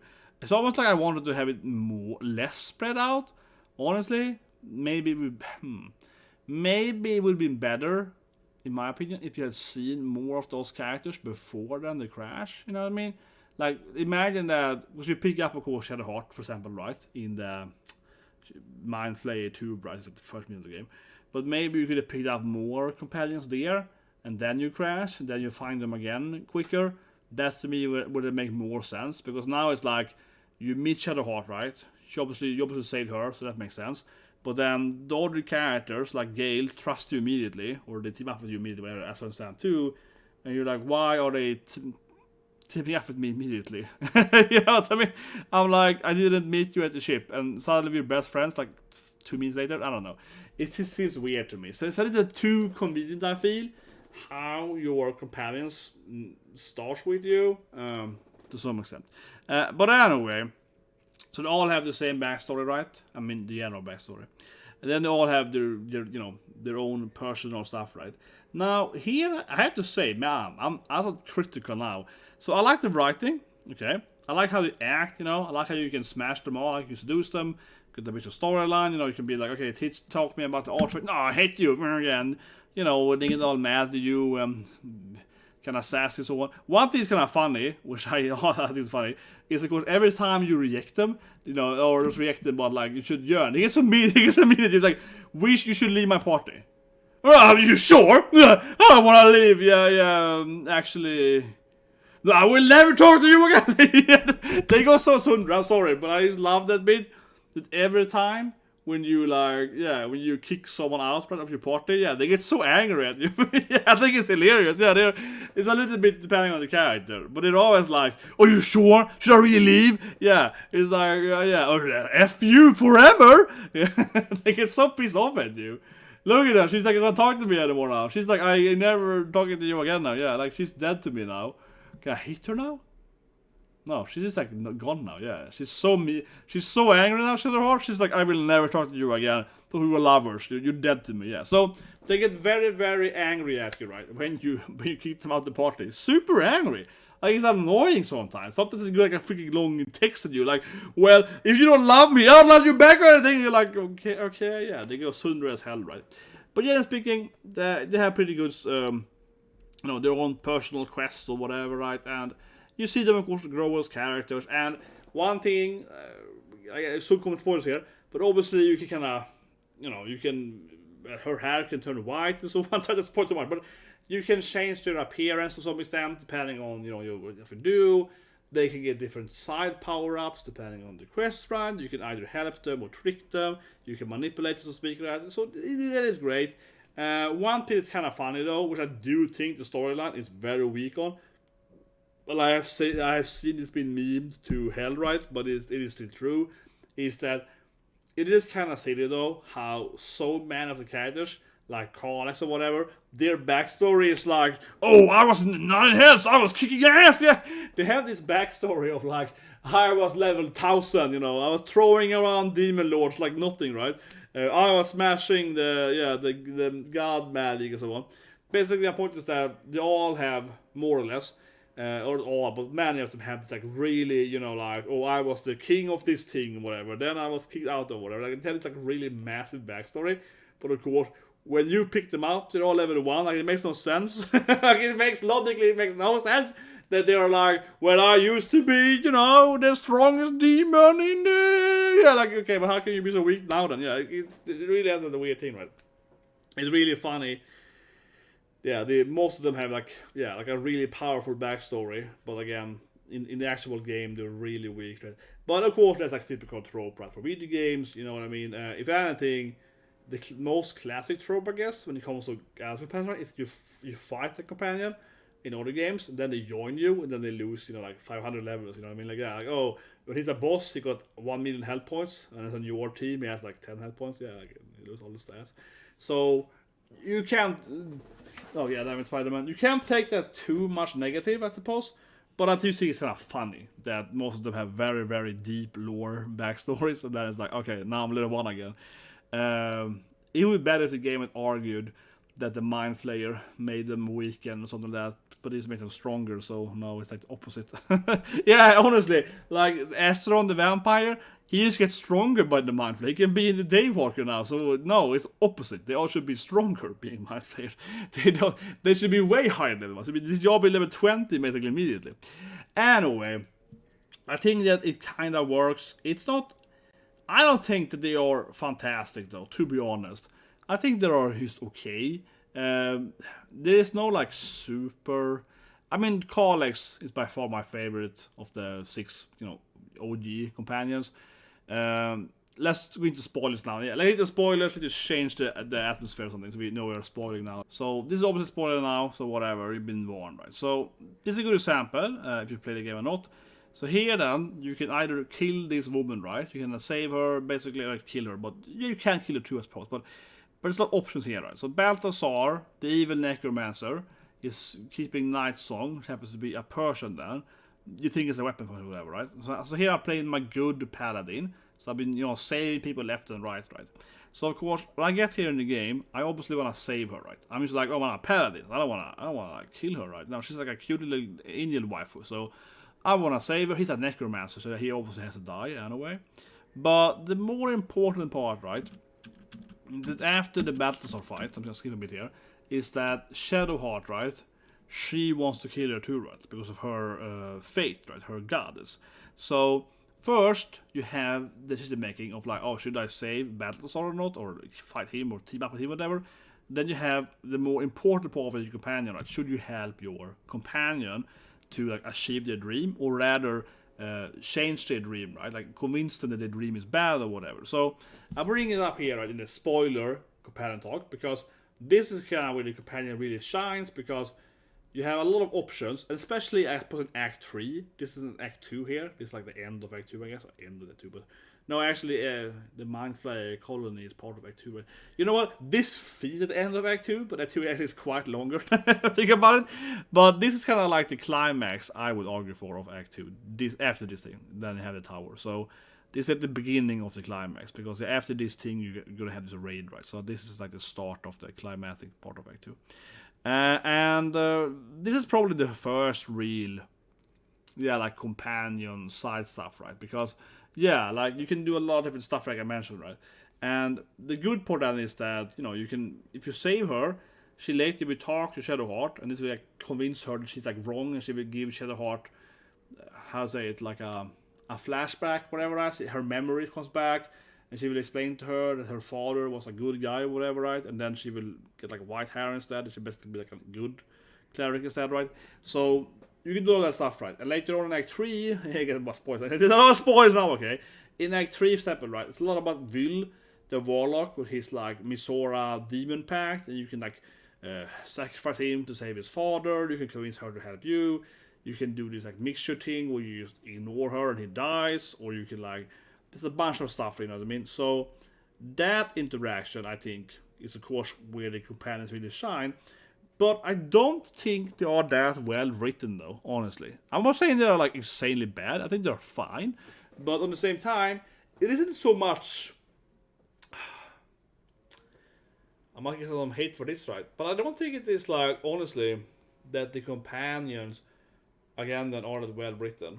I think they're, like I keep saying, I think they're fine, you know? It's like 7 out of 10. It's not like 10 out of 10, right?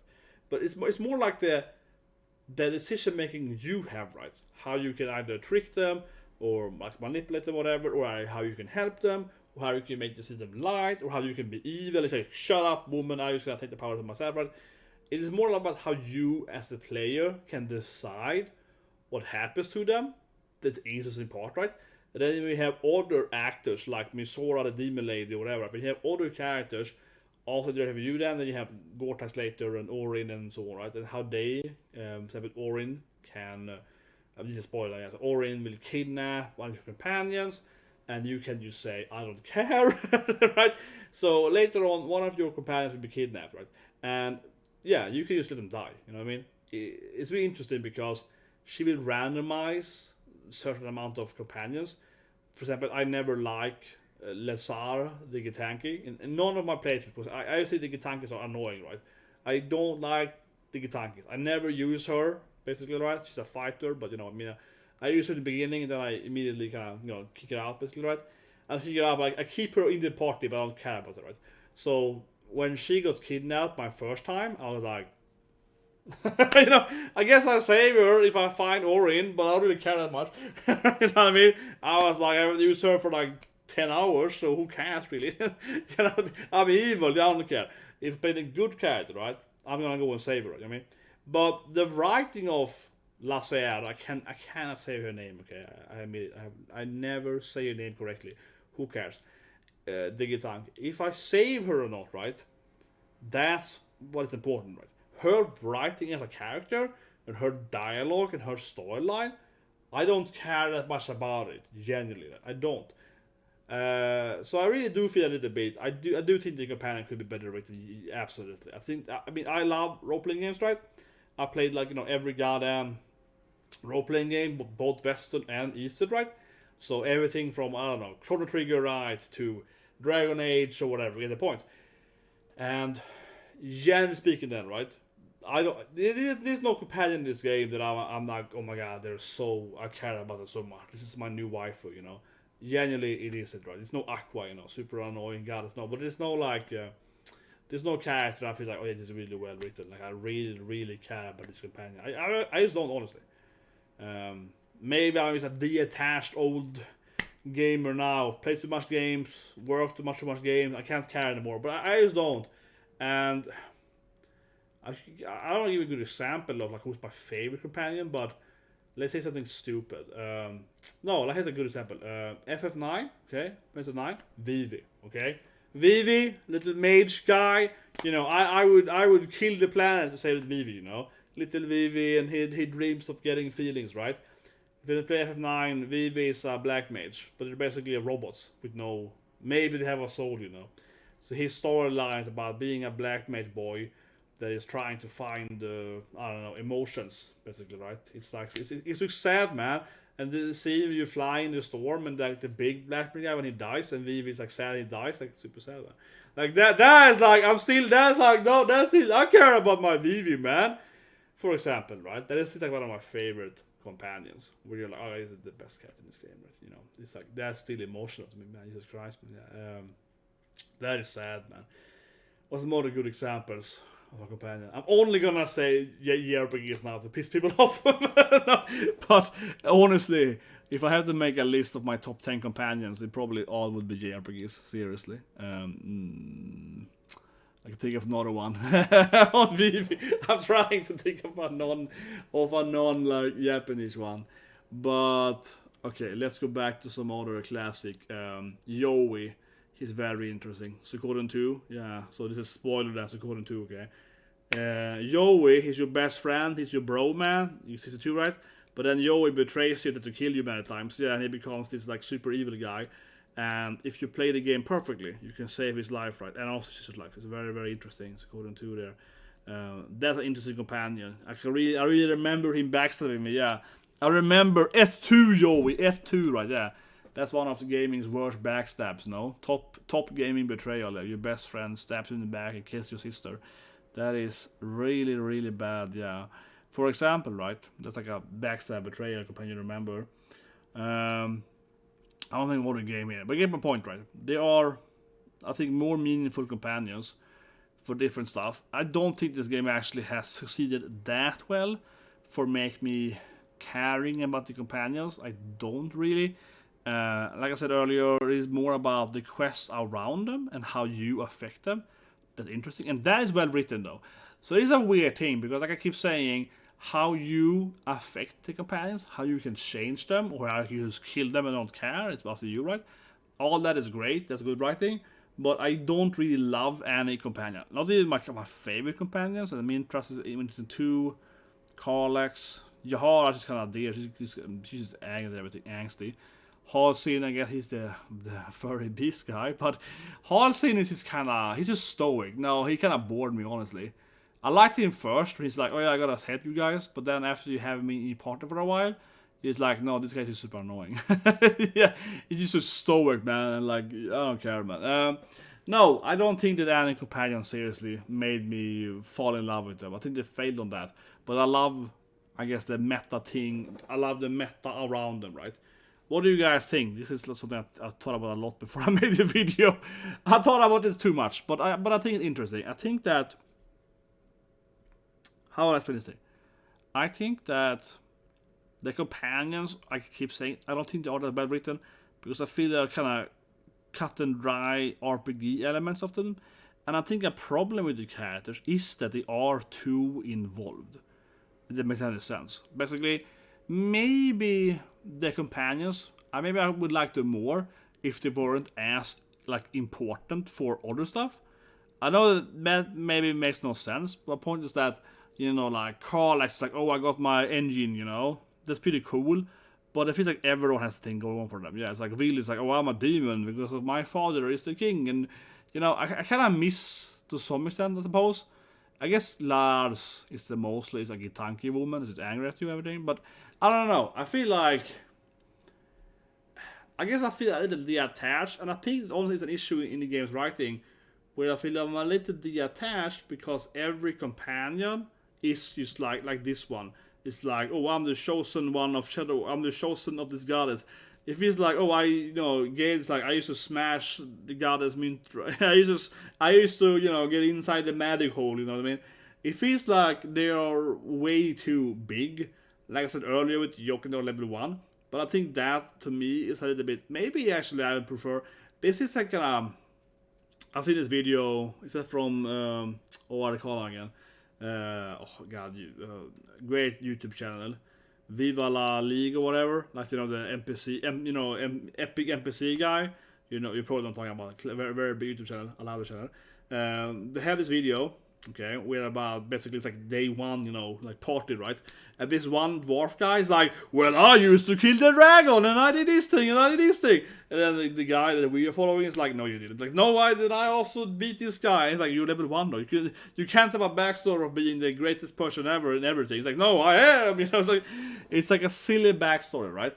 And I feel this game is a little bit too much like that, right? Both from, again, the meme standpoint of everyone being amazing backstories, still being level 1, right? But also a little bit how the writing is. I feel like to some extent the companions aren't. I don't feel that organic. The best word for I can think of it. I feel they aren't that organic because most of them already have this like super epic backstory, and then it's kind of streamlined that they have to fix their issue. You know, oh, we have to go to hell because of Raphia with this thing. No, we have to get my, fix my ending because of, Saria or thing. I feel that they're all too involved, if that makes any sense. And maybe it sounds really stupid because it would be less epic, but no, I think you can still have all these different characters like Misora and Raphia and so on. They can all still be there, but it feels like too many of the other characters are too involved in your companions. And maybe I would prefer if the companion was just like, and I don't think the companion necessarily has to be like, oh, I'm just a random dude that happens to be here. But honestly, I think one companion should have been, I think one companion could have been just like, I'm just a normal human and I got kidnapped, you know what I mean? Maybe one guy could have been like, oh, I'm just a dude that lived at the gate, that's like a guard or something, and then I got kidnapped by the Mind Flayers, so now I'm free, I can join your party. They can still have like a really meaningful personality, right? But they don't have like this epic backstory, and just like, oh, I'm just a normal person, I just happen to be in there. I don't think that would have saved it, but I think that one person should have had the backstory. That is arguably is you, I suppose, but still, I think one person could have been more like that, right? But just generally speaking, I think it's written it's too much streamlined, right? Like the companions doesn't feel like you're saying. They don't feel that alive, in my opinion, because yes, they have this like epic choice like here, but then they just kind of like you have to just kind of go into their main gameplay, right?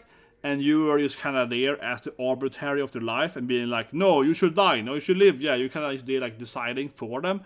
Doesn't feel super arbitrary. You just trick them into dumb shit or whatever. And I just don't feel like I actually care about them. But it could be me. I mean, obviously, I played like every goddamn role-playing game ever.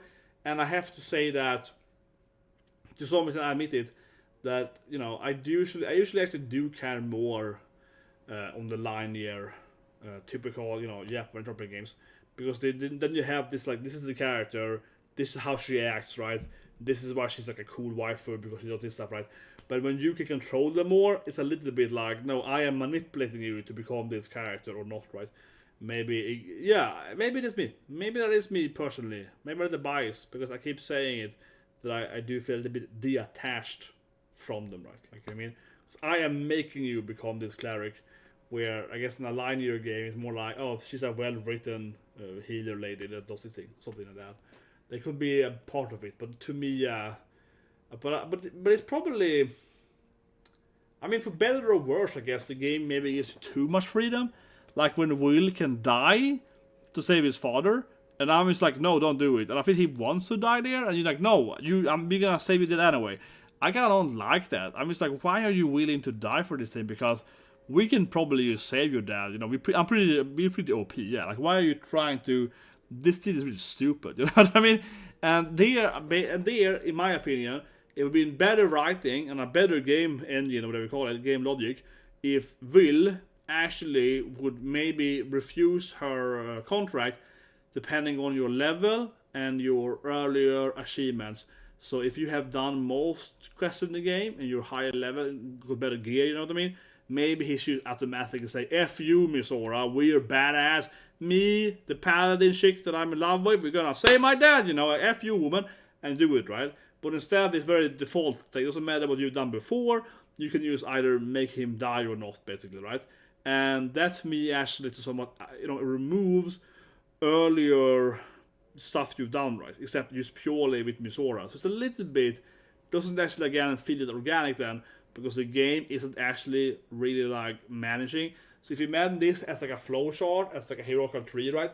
I guess it's like, just as long as you get to that point, your earlier paths doesn't matter, but I would rather see that you can get to this point, right, in different paths, and depending on your path to that point. So if this point is I guess in this opinion is my word here, this point is the top of the tree here for some reason. But anyway, so you have like you have like 4 different paths to this top right of this tree, and if you pick like A and B path to the top of the tree, you have, you know, an open pick, right, of his life. But if you have the C and D path, he will usually say, screw you, we're too powerful, we can say about that, F you woman. You know what I mean? We're gonna say about that, yeah. I think that would have been a better game where you actually have several different previous, you know, paths, right? Or actually affecting the current path. But that's not really how it is there. Basically, if you unlock that path, there's always just one option. Or rather, you have all the options as long as you get there. And I think that is dumb. It actually should be more limited. So I've seen how other games, like the novel games, have made it better, right? Because you have more like a tree. I should bring out paint here and explain what I mean, I suppose, but I'm too lazy for this video. But basically, you have a tree, right? You have different paths in the tree. And this is called... You have this one thing. This is more like a workflow thing, but you have this called... like dependent workflow trees. So, you know, you can have a work path, right? With like A, B, C, D, E, right? And you have to do A, B, C, and then get to E, right? But you can also have a dependent tree, so it's like, if you do A and B, that unlocks D, right? If you do A, you get to B, and if you do C, you also get to D. If you do both, you get to another letter. Hope you guys have a minute. So basically, it's like, if you do all of them, you actually get to a new letter. But if you do one of them, you also get to the first path, right? And that's kind of what I imagine here. If you did like A, B, and then you unlock D, you did D instead of C, and then if you go on the D path, you do something else, and then eventually you get to the end of build, right? And that will give you another option, or remove an option, right? But instead now, it's like, no matter what you're doing, A, B, C, D, E, whatever, no matter what you're doing in this like tree, right? No matter how you're pathing it, as long as you get to that point in the graph, in this, no matter what path you took, the order doesn't matter, you have the exact same options. That to me is kind of lazy to think about it. But I guess it's complicated because it's Act 3, and the path and the tree grows bigger and bigger per act, right? So it's more and more complicated. But what you can do is that you can like sort it, not sort it, but you can have like a, I guess a filter or whatever. So it doesn't actually matter exactly what you've done in like A, B, C, D, E, F, G, whatever. It's more like I probably make certain points, certain data points, nodes in this path would be important. And in the later point over here, you will look at certain nodes, and those nodes would then calculate what happens in the later path, right? So this isn't actually that complicated mathematically. You basically just have different, you can have a graph, then you have different weights right on the graph, and you basically are not weighting most of the paths. You're only having weights on certain paths, and that is what makes a difference in the end. And this is like probably extremely stupidly explained for me now, instead of having like a paint here or something, like I'm drawing it out. I understand it'd be way easier if I visually did this thing. But, okay, so at work today, I spent like, I don't know, it's like 4 or 5 hours listening to this. I don't know why, I can't say too much. But basically, I was at like, I don't know, like a learning thing, right? Where they teach you hierarchical stuff or whatever. And it was, that maybe it's my head now, because it was like 4 hours of some guy like, this is how you do this thing, this is how you set up this thing. And I was like, I already knew that, I mean, from a basic like graph standpoint. For anything, what I didn't like with that stuff for that 4 hours was it was so lack of visualization. So I kind of, in my head, that's why I'm at this now, because he only showed 2 graphs, okay, from a visual standpoint. It was like 4 hours, he's just showing code for like 4 hours, and in that 4 hours, it was like 10 minutes of visual stuff. And I was just like, why is he not visualizing this in a way better graphical stuff? So in my head, I'm like, this is how I visualize it. And now I'm teaching it to you, and I'm trying to talk to you instead of drawing it myself. But anyway, to me, and I think one person watching this video that understood what I said there, so you know I'm right, that this game could have been way better than Act 3 if you actually calculated this stuff in a much better way. And I don't think it's that complicated, because you all have to look at certain graph points. You also basically can have different booleans, right? So in different options here would trigger different flag booleans. So they're basically a true or false statement. And if those specific flags are true, you get different parts later. That would be the easiest way to do it. You have to put certain flags every now and then, or add certain, I guess, like results of dialogues or fights or whatever. Those will trigger certain stuff. And then later on, you have a checker thing that checks what flags you have. Or you have these 7 flags, then you have this option. You have these 6 flags, then you don't have that option. Or this thing have automatically. I don't know. There's another way to do it. Probably an easy way to do it. But less structured. Less structured. Anyway, I guess I'm saying that I think that Act 3 is somewhat simplified. When you get there, the character will just do whatever you tell them, I suppose, no matter how you actually treated them. And it's basically just a check if you have enough charisma, or if you've done the correct quest before to just get there, right? If that makes any sense. I'm just thinking that no one understands what I'm saying in this video. I'm assuming, I'm sorry, but I'm assuming there's like one person that is like, yeah, naruhodo desu. I'm just like one person sitting being like, yeah, this makes perfect sense to me. And no one else gets it. And like this guy is rambling about graphs and nudes, but in my head, this is perfectly visualized in my head. I could draw it out perfectly now. But, yeah, this is perfect. I'm too lazy. This video is gonna just be me ranting now. I'm not ranting, I'm rambling, okay? I'm not a ranter, I'm a rambler, okay? I'm just saying a lot of words. But actually, it does make perfect sense, I think, what I said. From like a, I don't know, statistical standpoint or something. I don't know, mathematics. It's maths, but it's more like graphs, right? It's more like visuals, it's more like stats, okay? Markow theory, whatever. Yeah, it's like a Markow theory, Shane. I guess I also would imagine.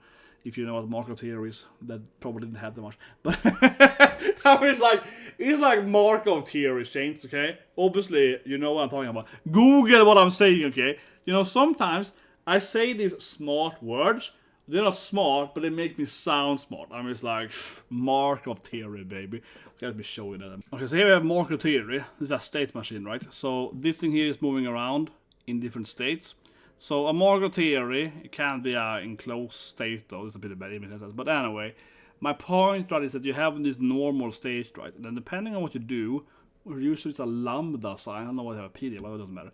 So depending on what you do, right, you move to another state. This is basically how you do any AI.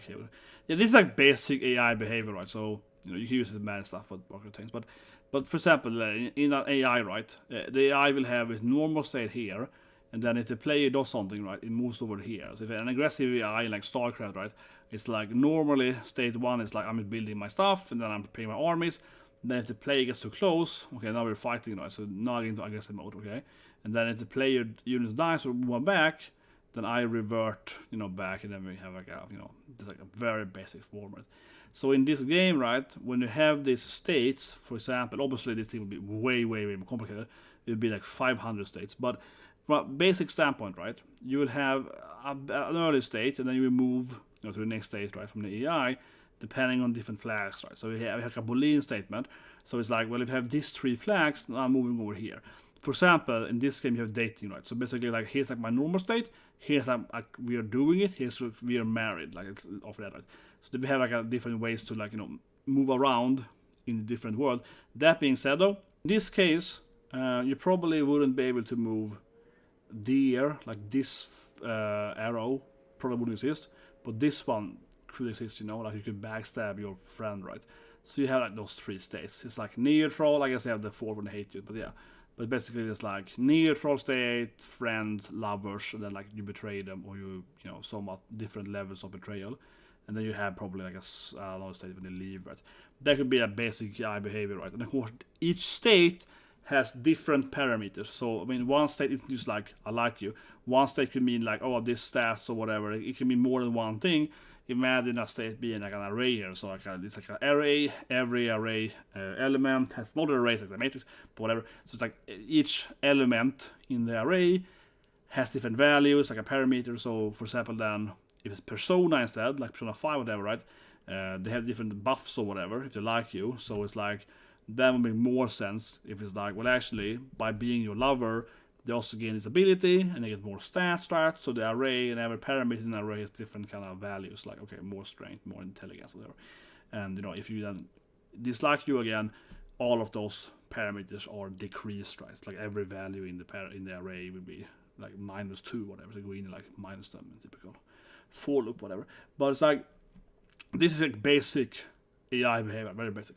If you extrapolate this tree, right, and let's say we have like don't think about it in a circular way, but more in like a tree, in a binary tree, right? And now if you have a binary tree, right, then you combine these two accepts, right? Then we can imagine that, you know, if you, depending on how you did down here, you have different paths to one, right? So actually, usually a binary tree goes from the top to bottom, right?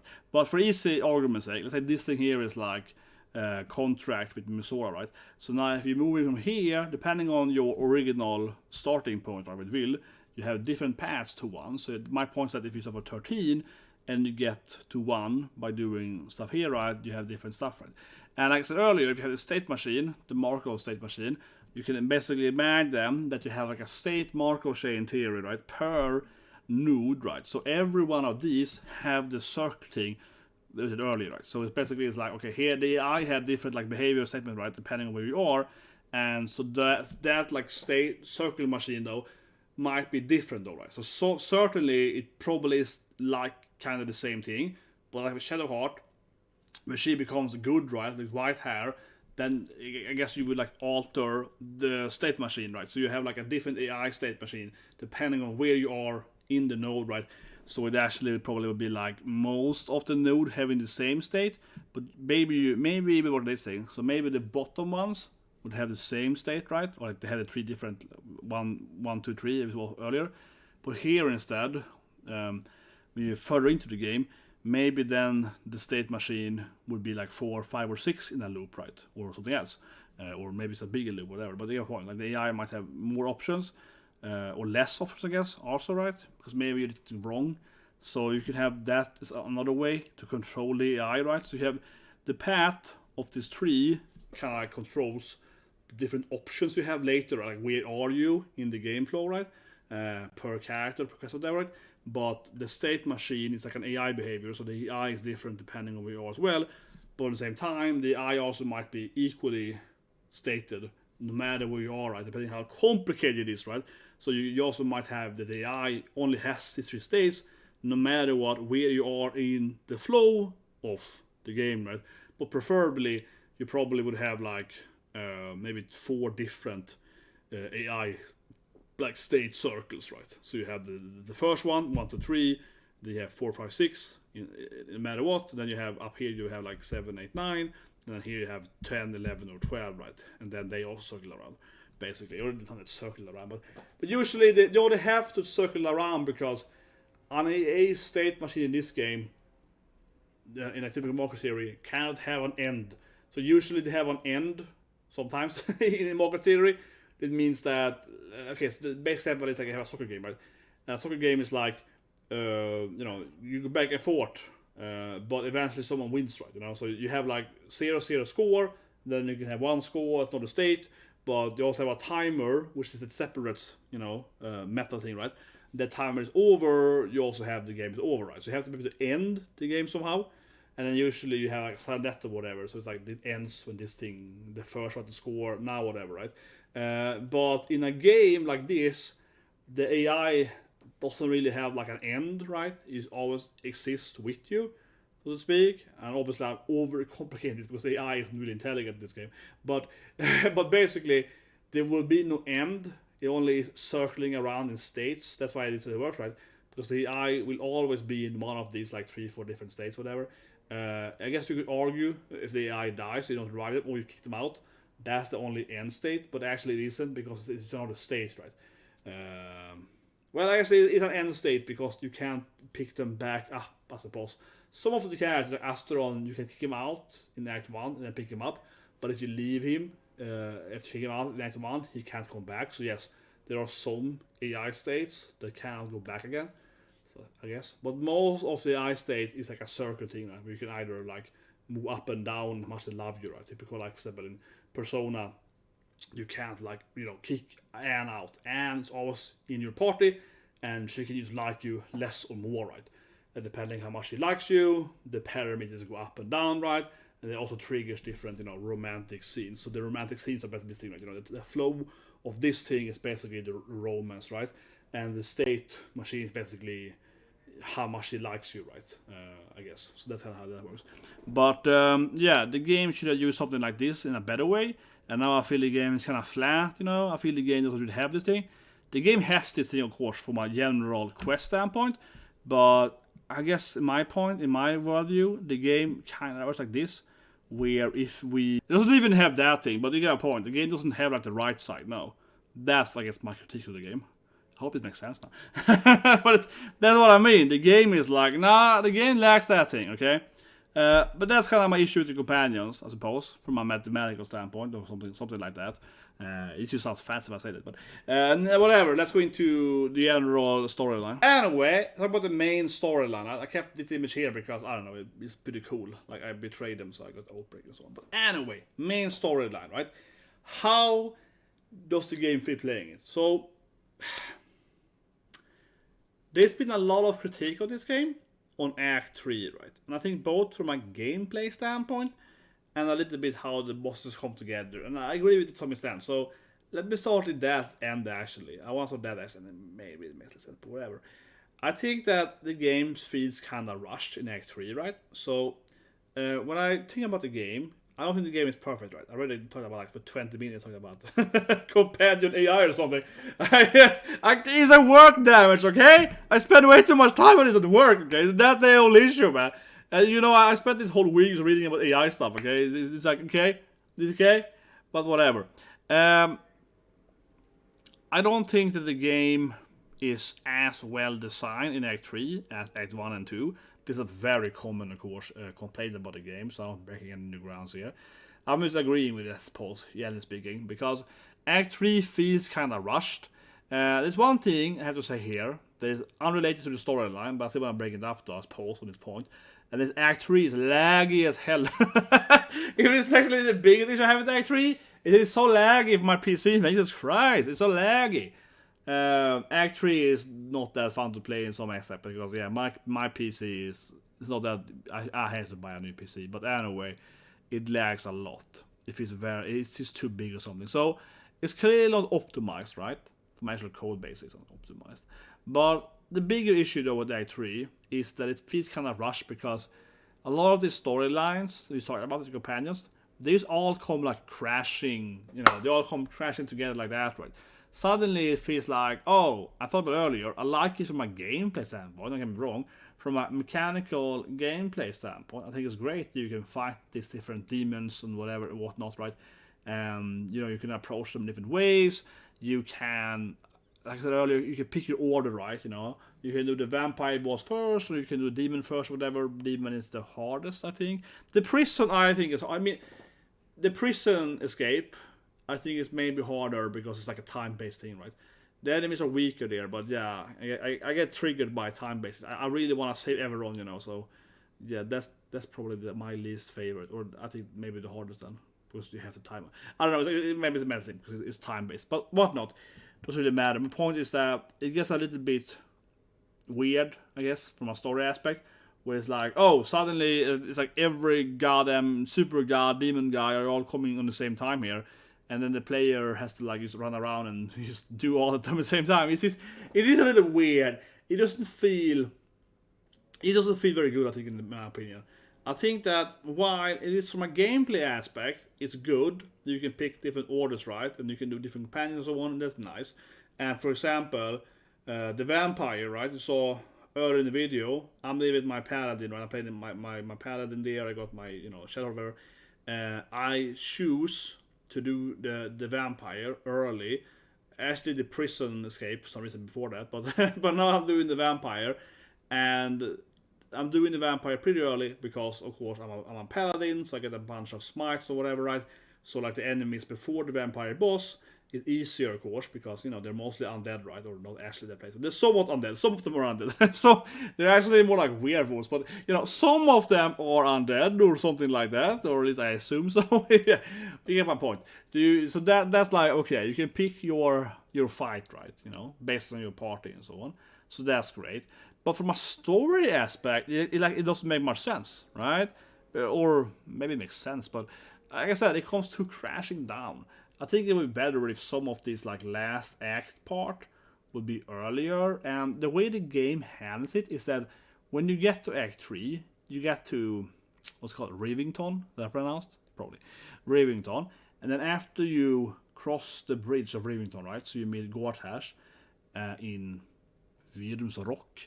I'm pretty good with names, yeah. Virmsrock, I think I'm right there, yeah. Virmsrock, right? You meet him in Virmsrock, and after that point, that basically opens up like all the fights.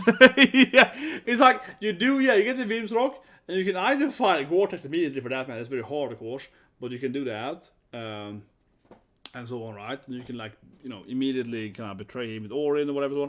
But basically, my point. After that, the game is just like, okay, here's all the bosses. You want to do this boss? Yeah. It's like a Mega Man thing. You want to have the 6 bosses here? Yeah. It just feels weird to me, honestly, when you get to the lower city, right, in Act 3. Because it really feels like all the quest lines are just like converging on you on the exact same time. And it's like no holdback, right? And you basically have like, I don't know, 10 side quests that are all leading into like 10 bosses immediately, something. And you just pick the order of them. And it just doesn't feel natural at all. It doesn't feel good. Act 2 feels a lot more like natural, You're like, okay, it's over here. Oh, there's some boss over there, You feel more like you're exploring. Act 1 also feels more natural. So that whole thing with, Act 3 being worse, I agree with. But also, I think the storyline, generally speaking, just kind of feels weird, right? Where everything comes in together. And it doesn't feel like you'd find stuff. But I also think, I guess, it is easier with Act 1 because most of the storylines are less significant. The storyline in Act 1 are more like, oh, should you just save this halfling or whatever? Yeah, it's more like kind of simplistic storylines. So I guess it's easier. Something like that. But it is a weird thing in Act 3, I think. And then again, speaking now, we go more into the storyline, right? The mind flayer thing. Yeah. It's a little bit weak storyline, I think, sometimes. Where you just trying to meet everyone. But otherwise, I like it, right? Yeah. Like, you first meet people, right? You meet the tieflings, the druids. So Act 1 has a really good storyline. Introduce you to the world. It's a positive now, yeah. No, but I mean, maybe it's negative, but I like the game. But the storyline is probably the weakest part of it, honestly. Yeah. The combat I like a lot, right? And over that, I did say that, the UI and so on is bad. But, generally speaking, the combat is great. The storyline, I think, is good. Act 2 is probably my favorite, okay? If I say that, Act 2. So, Act 1 is kind of setting you up, right? Act 1 shows you the Mind Flayer. You don't know who the Emperor is or so on. Yeah, Act 1, I think, is good, Act 1 is like that classic, good, polish, right? Act 2 is like I said, I think it's my favorite. I think one thing is that I think probably that Catterick, right? Yeah, his name is Catterick. Catterick Torm is probably a cooler bad guy than Gore-Tex and Orin. Orin I don't like. Yeah, I like Gore-Tex. He's a cool bad guy too. I think Orin is probably the worst antagonist. She's just like a crazy, oh, I'm just gonna kill everyone. Yeah, I'm Mr. Slayer. Yeah, I don't know. Orin, I think is boring.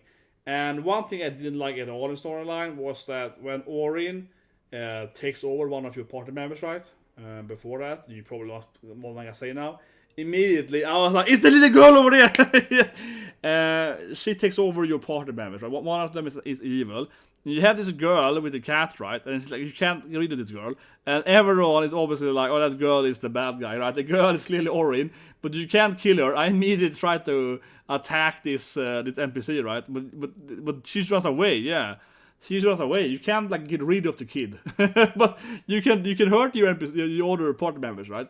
In the camp, but this cat and this girl, you can't remove them. You're like, obviously it's her. It's super frustrating.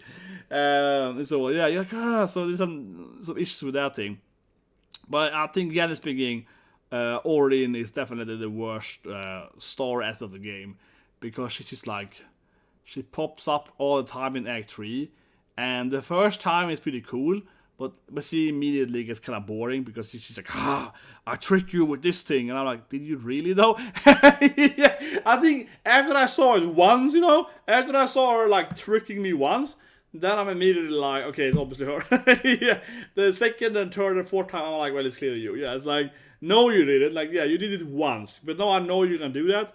And according to the players being a meta understanding, but every time after the first time she does her in your transforming your face, I was always like, okay, this episode is actually really weird. It's clearly her, yeah. So she never tricked me more than the first time, right? It never worked really. As soon as she showed her powers, it never worked for me at all to be fooled by her. I think that was kind of silly. So yeah, she was just kind of annoying. Gore-Tex is more interesting too. I think that Gore-Tex, I think, is a good bad guy. He's more interesting because he's that typical, you know, oh, I'm evil, but I'm actually still trying, you know, to like take over the world in a good way. Like he, in his brain, is like, if I become the king, then everyone is happy because I'm the best, you know. So I like him, you know. He's more complex. He's more like, oh, I'm not evil. I'm just like another version of good, you know. He's much more interesting character. Orin is just like, is crazy. Yeah, she's just like, oh, I'm gonna kill everyone. Yeah, she's kind of boring. But Catterick though looks the coolest though. Yeah, his coolest intro and so on. Then of course his storyline is like, oh, my daughter and so on. But there is some interesting parts there, you know, using his daughter's lover as his like soul thing. So he also feels more personal, you know, like he's like I said, he's using his daughter's lover as his like, you know, life fuel or whatever, or his shield, or even call it, right, and torturing her. And so he loves his daughter so much that he does this like weird pact with, you know, like the Death Lord, Miracle, yeah, Death God, and then yet he's like torturing his daughter's lover, which is really weird and a way of loving her, right? So it's like a really, the whole thing with him is kind of weird, and that's interesting. And depending on how you do it, right, you can see different stuff, and you can, you know, team up with Iron, whatever, or Killer, whatever. So that dynamic, I think, is really well. Where Gore-Tex is kind of just like, oh, I'm just the evil smart guy, you know. Yeah, he's a little bit more detached from you. But so yeah, so I really like Catterick and Gore-Tex. They're really good. Like the writing and so on, and their storylines. I guess speaking, of course, isn't Catterick also voiced by? yeah. He was like everyone. Yeah, Simmons. He's like in everything. So he's a really good character, and Orin is kind of like a crazy bloodthirsty guy. But so yeah, generally the storyline's good. Elden Brain, the Emperor's a good character, and you know, the Prince, Orpheus, and so on. Yeah, those stuff are good. So I'm not being. I probably sounded too negative earlier, but I think it's that. Orin though, I think it's whatever. But like I said, right, I like the general storyline. You know, I like the general plot line, the absolute, the twist, and so on. Right. Like I said, I think Catterick is my favorite bad guy. I think he's the best bad guy. But I like the bad, those, you know, I like most, I suppose, of the bad guys, and also the minor bad guys are pretty interesting, some of them. So that's pretty good. What I didn't like, I suppose, are the companions in that sense. Yeah, I think that's the weakest part. Right? Like the main storyline is like 9, maybe an 8. It's like pretty good. The companions are like a 6 or 7. Yeah, I think they are weaker. The companions are part of the storyline. They're weakened down a bit. Some of the bad guys, like Raphael, is cool as well, right? Kind of I wouldn't call him the main bad guy, but he's like a side bad guy, right? You know. And of course, a lot of the side quests are very good. Yeah, I mean, some of the side quests are very good, you know, very weak into storyline. So I probably give the whole storyline like a 9 out of 10, okay? If I also include like some of the really good storylines, sideline quest stuff. Then of course there are some side quests that are very mundane, but I think it's fine too, because to some aspect, every side quest can't be like this crazy mumbo jumbo, right? Those sometimes need to be like, you know, kill this thing, kill the dragon, get the loot, you know. So they have a good balance, so that's really good. Where yeah, it's kind of like I went over earlier, right? Yeah, the companion is probably where I think the storyline is the weakest, right? So I definitely have to include, I think, the storyline, like the general writing, as the companion. But I think it's I explained, you know, I think they're kind of static, right? They're not very dynamic, which I tried to explain with my Matty. They're not very dynamic, so I kind of weaken them out. But still, that being said, though, what weekends, like I said, I don't think the story is 10. I think it's like a 9, right? Because, like I said, still though, the Act 3 is kind of wonky. Everything is come crashing down at the same time. It feels like every boss, every side quest, like a major or like companion side quest, are all at the same time basically, and it feels weird. And this presence of like you have to save them in this dungeon, or you have to go into the water dungeon or whatever, but you don't have to do that. You can wait. Yes, most of them, Orange you can't wait for, but most of the stuff you can do 3 days later. It's weird. I know it's like a gameplay thing, of course. From a game mechanical standpoint, it's all fine and dandy, like I said. But from a story aspect, I think it could have been better. I don't know what to call it, but I guess, like I said earlier, maybe some of them should have been, you know, like appearing in different places in the game. Maybe in Brivington, maybe in Act 2 a little bit more so. Yeah, that's something too. I think some of the general companion quests should actually probably be in Act 2 instead, like a few of them. And I don't say the whole thing, but maybe a little more introduction of some of the companion quests, like some of the major parts, could have been earlier, and then you get to Act 3, and then it keeps going. Because now, like I keep saying, now kind of you enter Act 3, and then you just get all of it at the same time. It's like massive wall of text in a way from all the companion storylines and other characters like Raphael that leads into Laziel. But it's like bam, bam, bam, bam, bam, bam, bam. Where maybe that could have been a little more smoothed in there. To some extent, though, it wouldn't make sense, though, of course, for some of the storylines to happen earlier in Act 3. But it's a little bit weird jump there, I think. Act 3 is, of course, commonly more disliked, right? And just point out, I don't think Act 3 is terrible, right? I'm just being like nitpicky here because this is like my review after playing the game too much, right? Yeah, don't get me wrong, right? To go into the end of the video here, and hope you understand the video we describe. So that's the one, right? Obviously, this video is like nitpicky, right? Because I'm sitting here being like, well, this thing here and then this thing. You know what I mean? Obviously, this video is more on that finer detail, right? So, it's like a 9 out of 10, right? But that being said, though, in the end here then, if I fully review this game, I will give the game a 9 out of 10. I don't think it's a 10 out of 10 game, right? So, oh shit, no, I don't subscribers here. No, but I don't think it's 10 out of 10 because it's like I keep saying, right? Act 3 is laggy too. That's something I really dislike with it. And I don't care that much about the stuff usually. Like I care about gameplay, right? And graphics and so on for me is way down the list. So I play the game in like, lower specs anyway, right? But the Act 3 is like really optimized. And honestly, I haven't mentioned it too much. I kind of briefly mentioned earlier, but it's also very buggy, right? It's not as polished, and I really have to agree with people complaining on Act 3. Not everything, but I have to agree on the general idea there that Act 3 is weird because there's so many fights in the game that have to replay. Like when you're saving Sevlor, this is Act 2 then, saving Sevlor in the Mind Flayer colony, he would attack me even after you like kill the Mind Flayers like twice. So I had to just reload it, right? And do it again, and he still had me. Reload it, and then it was just fine, even if I didn't change anything. There's a lot of stuff like that. When I was fighting the firework guys in Act 3, this the big thing is teddy bears with fireworks or whatever or so on.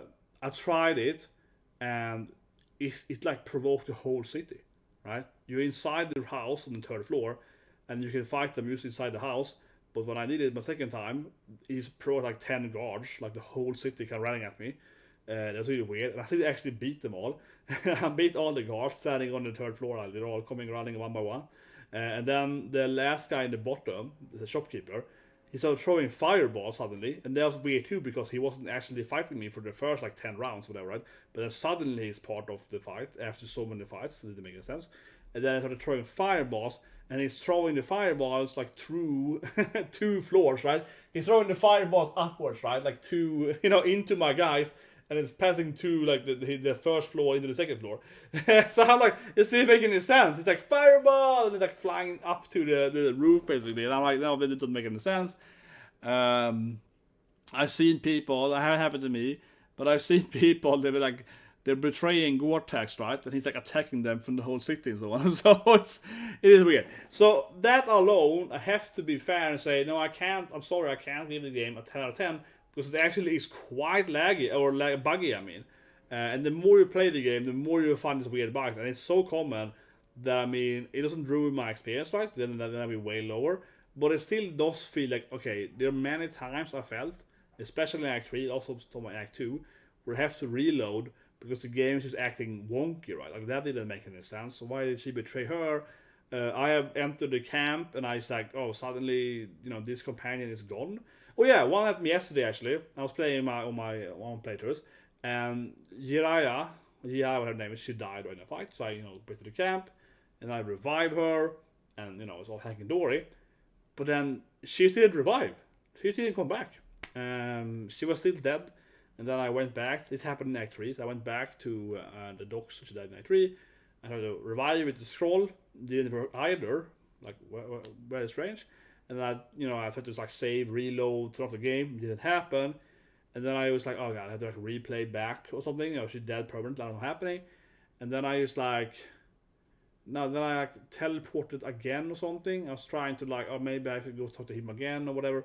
And I just kept like, and suddenly she was back in my party again. Like I don't know why she was back suddenly, but she, like I said, she was dead for a while, and also dead for the scrolls.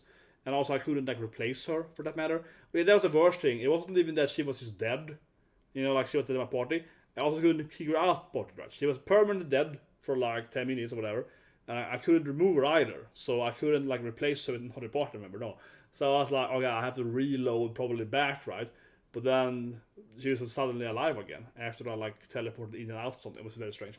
So whatever, you get my point. I have to say I'm sorry, but I have to be fair. I think maybe it's like a 9.5 or 10. Okay, maybe it's like a 9.5, but I can't give the game a perfect 10 because I do think the game is too like wonky donkey in the end of it. And also then the companion, I don't think the companion are that well written, honestly. I don't think so. But that's like my big, the companion writing, a little bit of the storyline, especially the companion writing, I think are the weak part of the game, regardless, right? And then the game I think is laggy and buggy and so on, which is an objective fact, right? I think because there are a lot of bugs in it, and I agree with that. Like I said earlier, a lot of people have said that they don't like Act 3, right? I think I'm probably actually nicer, supposed to be. I don't think it's that bad, but it's like, it's very noticeable. Like I said, the Yahara point, it's a good example of, okay, it is like some weird bug here. Okay, I went back and forth, and she's back again, you know. But like I said earlier, it's like 10 minutes that I lost, you know, doing that.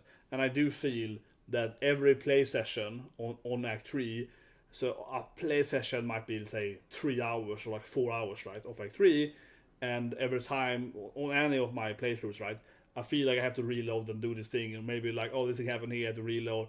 Or I have to go back and forth and do some weird wombo-yombo thing. And then there's some other stuff that doesn't work correctly. Like people commented in my multiclass list yesterday, for example, right, that if you play like a druid and barbarian, I mean, you can rage before you turn into animal form, but you can't rage during animal form. And there's some weird, you know, like synergies, right? Usually with multi-classes. I know it's like a bug thing with like monk barbarian with the unarmed stuff. So what can I say, right? I'm sorry, I can't give the game a 10 out of 10. I'm gonna give it a 9.5 out of 10 because I feel that there is too much bugs, unfortunately, in the end of the day, right? Not only in Act 3, but there's a lot of weird stuff like that where I'm like, okay. But like I said, I think it's a good way to think about it, in my head at least. That is like, if I play for 3 hours, I probably have to waste 10 minutes of just like reloading or fixing some weird bug, or some weird UX UI thing that didn't work correctly. So I like press the thing and it didn't work. I have to reload it because it got bugged or something. That is the truth. And honestly, I think I'm probably too nice to it because I love the game so much. So it's probably actually more than 10 minutes if it has to be fair. It's probably like 20, 30 minutes, but I still love the game, right? So I'm just like, whatever, I'm fixing it. But I do feel that's a little bit of it. But like I said, I don't care that much. I'm a gameplay guy, right? So I don't care if the graphics are wonky or whatever. And of course, because I work with IT or whatever, right? It doesn't concern me that much. If I see a bug, I can usually, figure out a way to fix it myself, right? By some stuff, or maybe use a reload and it works. So I guess, but I guess one thing I will do, which I think is true though, since I've done this so many years, right? Play video games and work with it, I save all the time, I guess. Honestly, that's my tip, guys. Yeah, I save, like every 5 minutes. I don't know. I'm that, I save button all the time. Yeah, I spam save, but that's more like growing up with PCs, right? Back in the days, and you would save your Word document or whatever. You would save all the time, save, because it could crash at any time. That's how it feels to me. So I will say that way though. Every time I encounter some weird bug at the 70, I'm just like, okay, but reload. I have a reload before the fight, I save like that all the time, So that also is a way I guess it doesn't bother me that much.